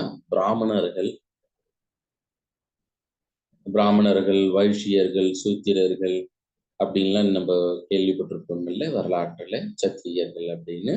அந்த ஆஸ்பெக்ட்ல பிராமணர்கள். காலப்போக்கில் என்ன நடந்தது அப்படின்னா சத்திரியர்களுக்கும் வைஷ்யர்களுக்கும் கல்வி பெற வசதிகள் செய்யப்பட்டது. பயிற்று மொழி என்ன சார்னா சமஸ்கிருதம். அப்ப வேதகால கல்வியினுடைய ஆதாரமாக 4 வேதங்கள் அப்படின்னு நம்ம பார்க்கும்போது அந்த 4 வேதம் என்ன சார் அப்படின்னா ரிக்கு, சாம, யஜுர், அதர்வனம். ரிக்குன்றது என்ன சார்னா ரொம்ப பழமையானது எதுன்னு கேட்டாங்கன்னா கீழ்கண்ட வேதங்களில் பழமையானது எதுன்னு கேட்டு ஆப்ஷன் ஏவில் ரிக் வேதம், பில சாம வேதம், சில யஜூரு, டில அதர்வன. என்ன ஆப்ஷன் கரெக்டா இருக்கலாம்? ரிக்கு தான்.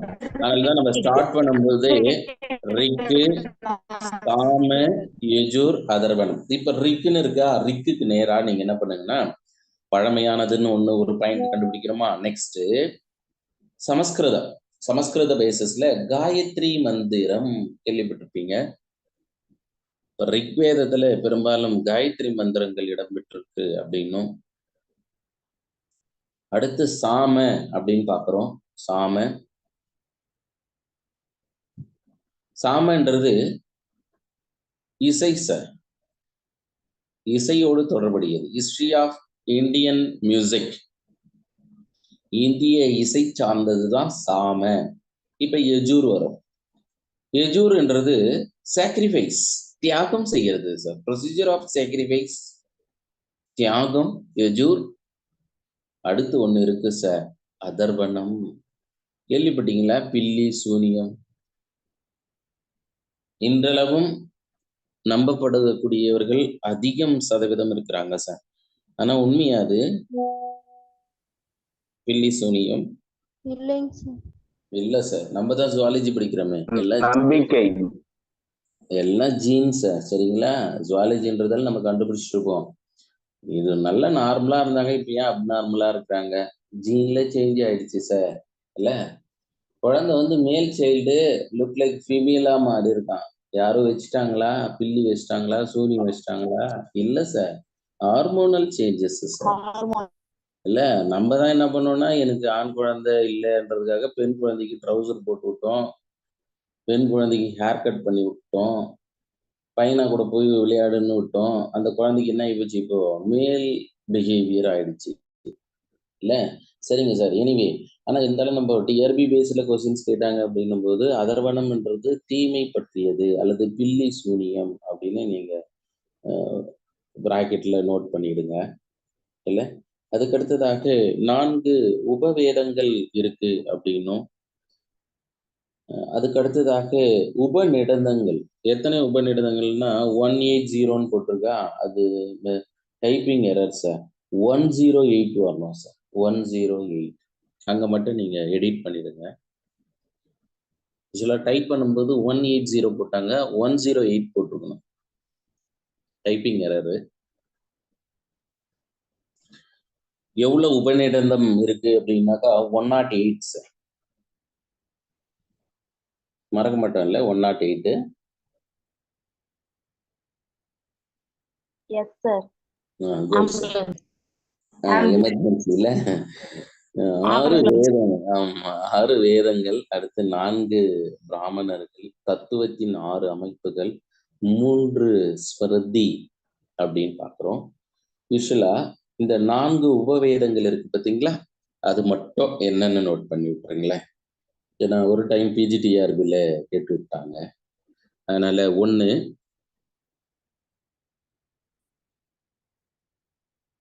ஆயுர்வேதா. 4 வேதம்: ரிக்கு, சாம, யஜுர், அதர்வனம். ரிக் என்பது பழமையானது, சமஸ்கிருதம் சார்ந்தது, காயத்ரி மந்திரம். சாமம் அப்படின்றது இசை சார்ந்தது. யஜுர் என்பது தியாகம், சாக்ரிஃபைஸ். அடுத்ததாக அதர்வனம் அப்படின்னாவே நெகட்டிவ், தீமை. அடுத்து 4 உபவேதங்கள் அப்படின்னு நம்ம பார்க்கும்போது, ஒரு உபவேதம் ஆயுர்வேதா. ஆயுர்வேதான்னா நம்ம கேள்விப்பட்டோம், மெடிசன் சார், மருத்துவம். அடுத்து 2 தனுர்வேதா. இது வந்து போர்க்கலை சார், மிலிட்ரி சயின்ஸ்ன்னு சொல்லுவோம். தனுர்வேதா அப்படின்றது மிலிட்ரி சயின்ஸ், போர்க்கலை. அடுத்து கந்தர்வ வேதா, இதுதான் நம்ம மியூசிக். அடுத்து என்னவா இருக்கலாம்? இது நம்ம ப்ரீவியஸ் இயர்ல கேட்டிருந்தாங்க இந்த கொஸ்டின்ஸ் தான். 4 உபவேதத்துல என்ன அடுத்து ஒரு உபவேதா? யாருக்கு தெரியும்? நீதான் சொல்லணும். அப்படியா?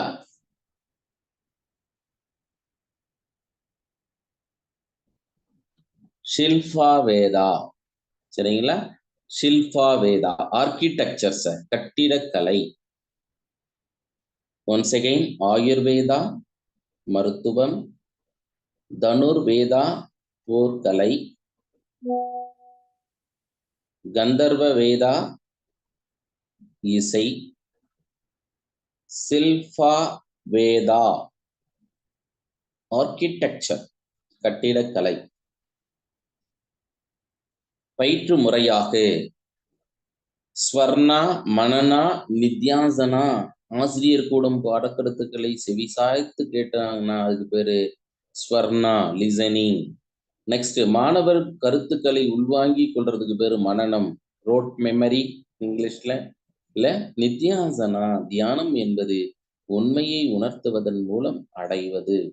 நீங்கள் கூட பல டைம் வேதங்களை சார்ந்து பேசினீங்கன்னா, ஒரு இடம் ஆன்மீகம் சார்ந்து உட்காந்தீங்கன்னா உங்களை ஃபாலோ பண்ண பல ஆயிரம் பேர் இருப்பாங்க சார். இல்ல அது என்ன ரீசன் அப்படின்னாக்கா, இந்த நித்யாசனா தியானம் என்ற ஒரு உண்மையான நிகழ்வாக உணர்தலின் மூலம் அடையப்படும் என்றும், அதுக்கடுத்து மதிப்பீட்டு முறை. தற்பொழுது நம் இந்தியாவில் இருக்கக்கூடிய மதிப்பீட்டு முறை CCE அப்படின்னு கேள்விப்பட்டிருக்கோம். இப்போ அதுக்கு முன்னாடி என்ன சார் இருந்தது அப்படின்னாக்கா, மகா பிரசன்ன கிரேடு அப்படின்னா மிக திறமையான மாணவர்கள். அப்ப மிக திறமையான மாணவர்கள்னா கிஃப்டட். 2 மத்தியமா பிரசன்னா கிரேட், திறமையான மாணவர்கள். ஆல்பா பிரசன்னா கிரேட், திறமை குறைவான மாணவர்கள். அதனால ஆசிரியர்களே ஆல்பா பிரசன்னா கிரேட் வாங்கினாங்கன்னா அந்த குழந்தைக்கு திறன் குறைவா இருக்கு. திறன்மிக்க மாணவர்களாக இருந்தாங்கன்னா மத்தியமா பிரசன்னா கிரேட். அடுத்த ஆசிரியர்களே கலை திட்டம் மானுடவியலிருந்து தான் வானியல் சாஸ்திரம், பொருளாதாரம், எபிஸ்டமாலஜி, இஸ்பாலஜி, இத்னாலஜி, புவியியல், மனித நுண்கலைகள், கணிதம், கைவினை தொழில், இராணுவ அறிவியல். சடங்குகளாக நம்ம லிஸ்ட் அவுட் பண்ணியிருக்கோம்.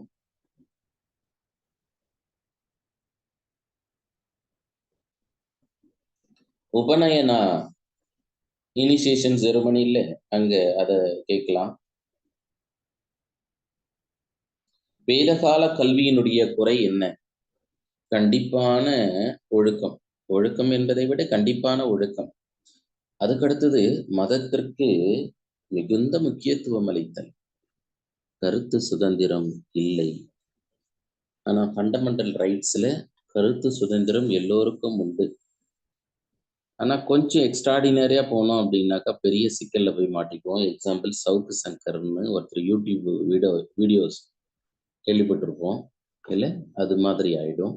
ஆனா உண்டு, ஃப்ரீடம் உண்டு. ஆனா சில சமயங்கள்ல எதிர்மறையாக சொல்லப்படும் போது அது வேறு மாதிரியான ஒரு கருத்தாக மாறும். அதுக்கடுத்து ஆசிரியர்களே பெண்களுக்கான கல்வி புறக்கணிப்பு, not importance for women's education. இல்லை அடுத்ததாக புதிய மதங்களை வெறுத்தல், மற்ற மதங்களை சேர்க்க ஒரு என்ன சொல்றது எதிர்மறையா பார்க்கறது. அதனால பரந்த மனப்பான்மை இன்மையாக நம்ம வேதகால கல்வியை குறிப்பிடுறோம் சார். அதனால வேதகால கல்வியை இந்த ஆஸ்பெக்ட்ல சொல்றோம். அதுக்கு அடுத்ததாக புத்த மத கல்வி, புத்திசம் எஜுகேஷன் உலகின் 4வது மிகப்பெரிய ஒரு மதமாக நம்ம பார்க்கிறோம். கிமு 600 முதல் கிமு 600 வரை, கிபி புத்தரின் போதனைகள் அனைத்தும் வாய்மொழியானவை அப்படின்னு நம்ம சொல்லுவோம். அதனால அவருடைய தத்துவமானது திரிபீடகம். அப்ப என்ன சார் அந்த திரிபீடகம் அப்படின்னு நம்ம சர்ச் பண்ணும்போது, 1 வினயா பீடகா, சுத்தா பீடகா, அபிதா பீடகா. அப்ப வினயா பீடகான்றது நடத்தை விதிகள், ரூல்ஸ் ஆஃப் கான்டக்ட். தென் சுத்த பீடகான்றது புத்தரின் பிரசங்கம், புத்தா சிறுமன். அபிதா பீடகா அப்படின்னா தத்துவங்கள், எக்ஸ்போஷன் ஆஃப் பிலாசபிக்கல் தேரிஸ்.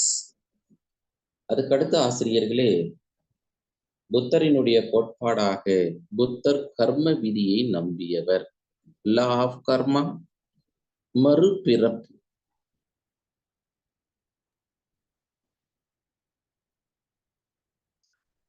துவக்க கல்வி புத்த மத கடவுள் புத்தரை கடவுளாக வலியுறுத்தப்பட்டது.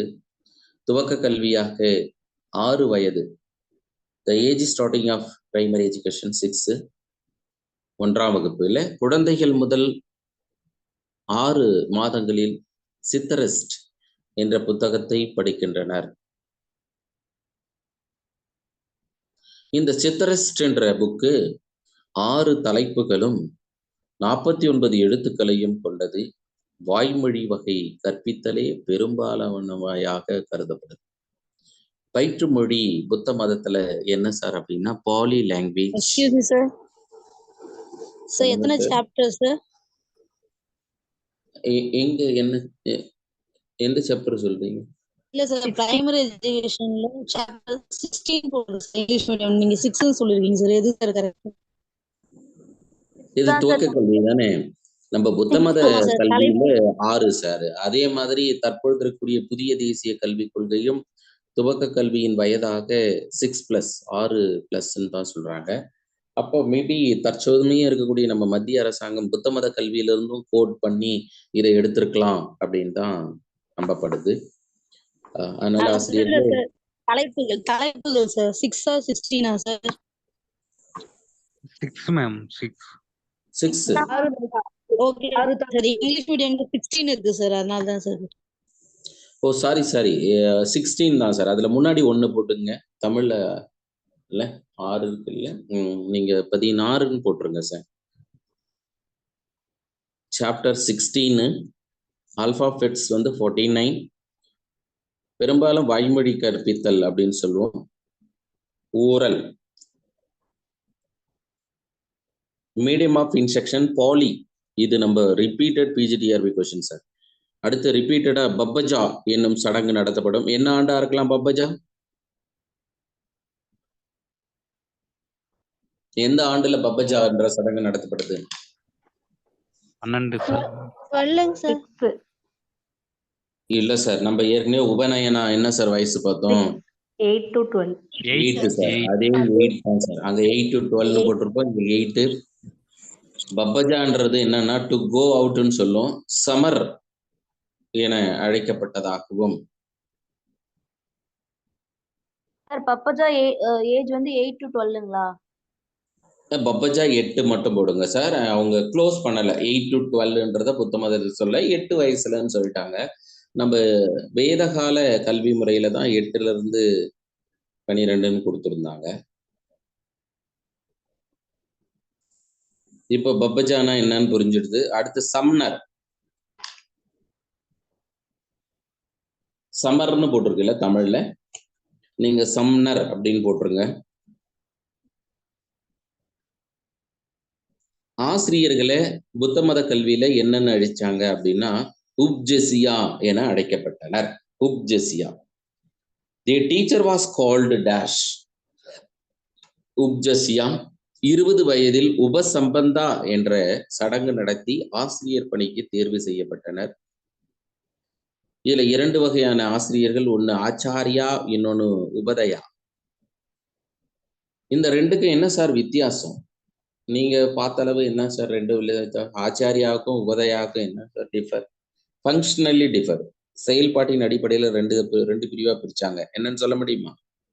ஆச்சாரியா வேதம் ஒருவர் தலைவர், மற்றொருவர் அவங்களுக்கு கீழே உபதலைவர்.